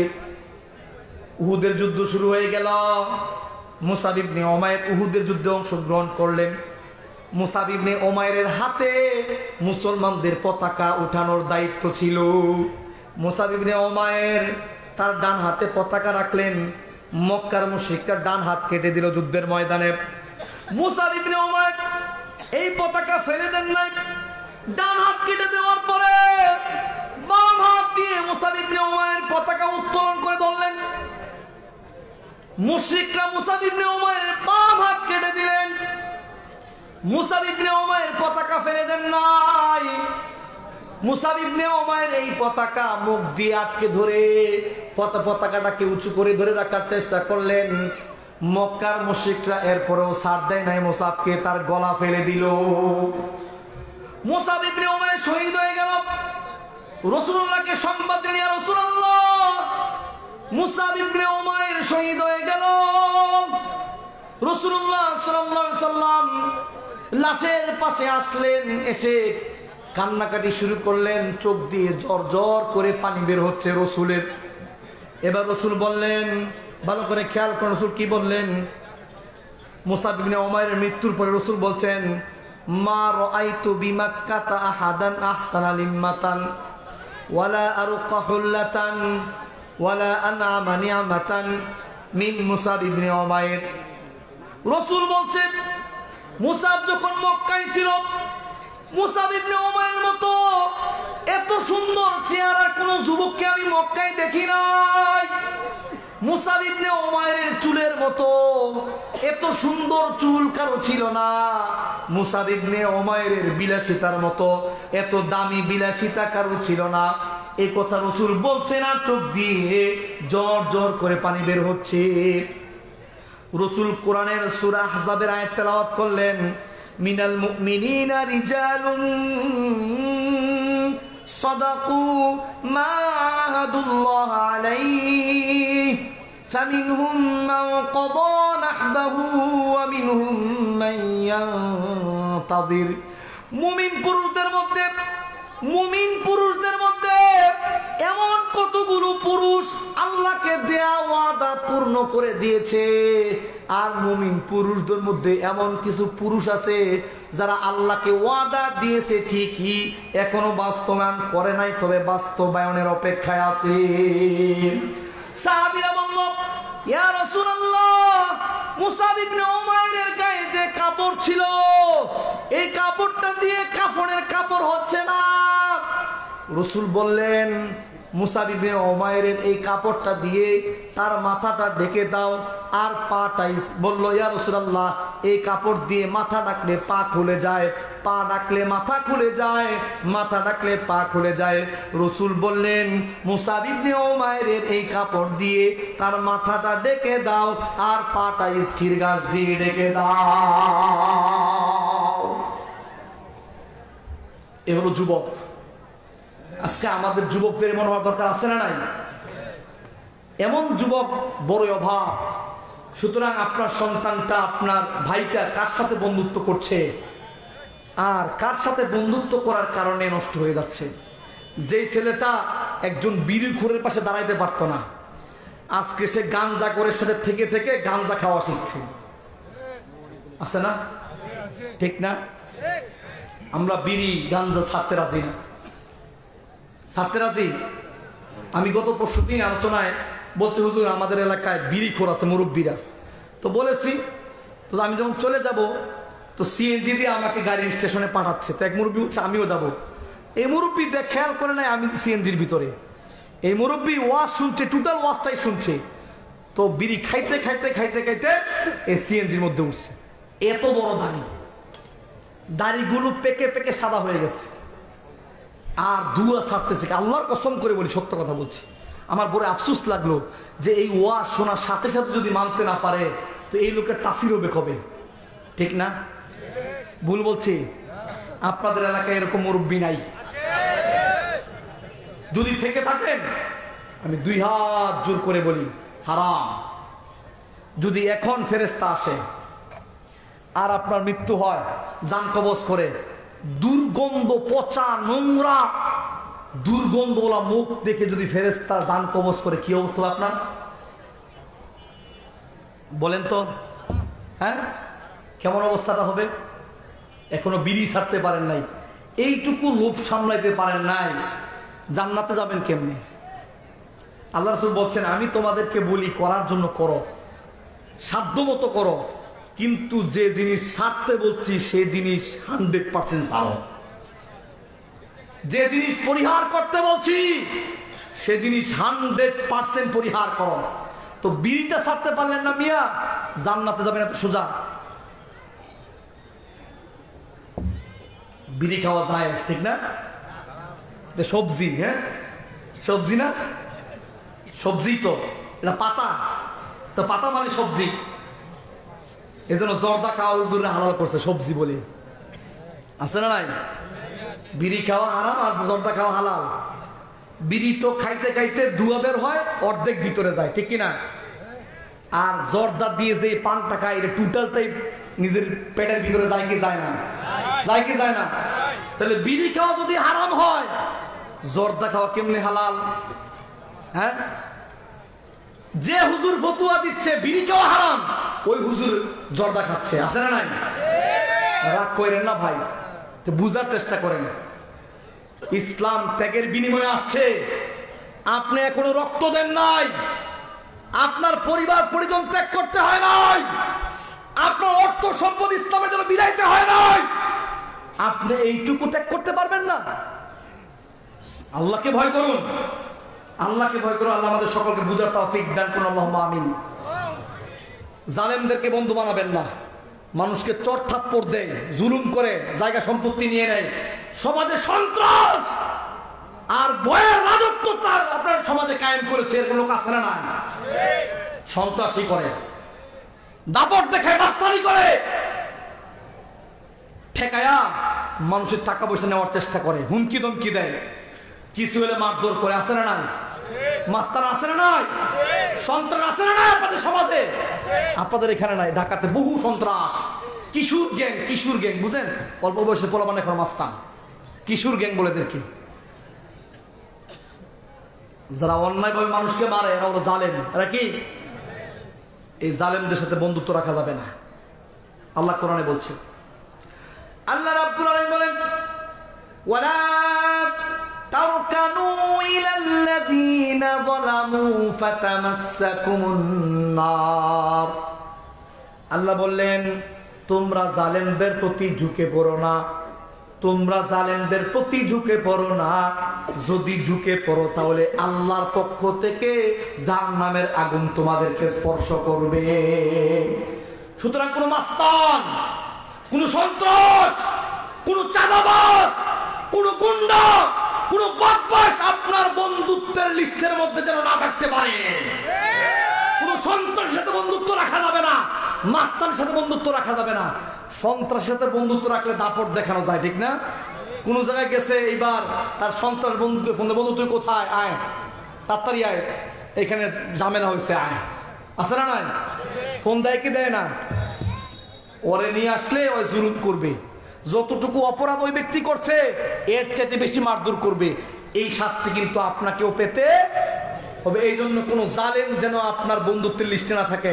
শুধু মারধর করে সে জালেম না, যে মানুষের গীবত করে সেও জালেম, যে মানুষের দুষ্টুটি বলে বেড়ায় সেও জালেম, অন্যায়ভাবে মানুষের দুষ্টুটি বলে বেড়ায়, যে অপরাধ করে না সেও কি জালেম। এদেরকে বন্ধু বানানো যাবে না। আমি আলোচনা শেষ করে দিচ্ছি, শায়েখ চলে আসছে। হাসান বসরি বলছেন, তিনজনের সাথে সম্পর্ক রাখবা না।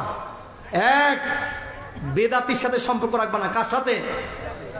আরে আপনার শায়েখকে দেখবেন লম্বা সময়, উনি আলোচনা করবে, আলোচনা শেষ করে দিচ্ছি। বেদাতির সাথে সম্পর্ক রাখবা না, সে তোমার অন্তর নষ্ট করে দিবে। দুই, কোন মহিলার কাছে যাবা না একাকী, কোন মহিলার কাছে একাকী যাবা না। কারণ যদি কোরআন শিক্ষার জন্য হয় তবু তুমি সেখানে যাবা না, কারণ তুমি ফিতনায় পড়বা। তিন, বাদশার দরবারে যাবা না, কারণ বাদশার দরবারে গিয়ে তুমি শুধু জি হুজুর, জি হুজুর বলবা, সত্য কথা বলতে পারবা না। আরেকটা কথা বলেছেন, লা তুজালিসু আহলাল আহওয়া, যারা প্রবৃত্তির পূজারী, এই প্রবৃত্তির পূজারী লোকদের সাথে কোনো সম্পর্ক রাখবা না, তাদের সাথে বসবা না, তাদের সাথে ঝগড়া করবা না, তাদের কোনো কথা শুনতে পারবা না। যারা প্রবৃত্তির পূজারী এদের সাথে সম্পর্ক রাখা যাবে না। আল্লাহ বলছেন, ওয়াদারিল্লাযীনা ইত্তাখাযু দীনাহুম লাইবাও ওয়া লাহওয়া। আল্লাহ রাসূলকে বলছে, যারা তাদের দ্বীন ধর্মকে খেল তামাশা বানাইছে তাদের সাথে সম্পর্ক ত্যাগ করো। ওয়া গররাতুহুমুল হায়াতুদ দুনিয়া, দুনিয়া যাদেরকে ধোঁকা দিয়েছে এদের সাথে সম্পর্ক রাখবা না। সম্মানিত শ্রোতা মণ্ডলী, আমি আপনাদেরকে বিনীত অনুরোধ করব, আপনি নিজেকে ভালো মানুষ হওয়ার চেষ্টা করুন, ভালো আরেকজনের বন্ধু হওয়ার মতো যোগ্য হন। এক। দুই, আপনার লিস্টে যেন এমন কোনো মানুষ না থাকে যে মানুষ আপনার পরকালীন জীবনের জন্য ক্ষতির কারণ হয়, যে আপনার ইহকাল পরকাল ধ্বংস করে দিবে, এমন কোনো মানুষকে আপনি বন্ধু বানাবেন না। আপনি অবশ্যই বন্ধু বানাবেন আল্লাহ এবং আল্লাহ রসুলকে, মুমিনদেরকে, সাহাবাদেরকে। আল্লাহ বলছেন, ওয়াল মুমিনুনা ওয়াল মুমিনাতু বা'দুহুম আউলিয়াউ বা'দ, মুমিন নর নারী একজন আরেকজনের বন্ধু। তাদের বৈশিষ্ট্য কি?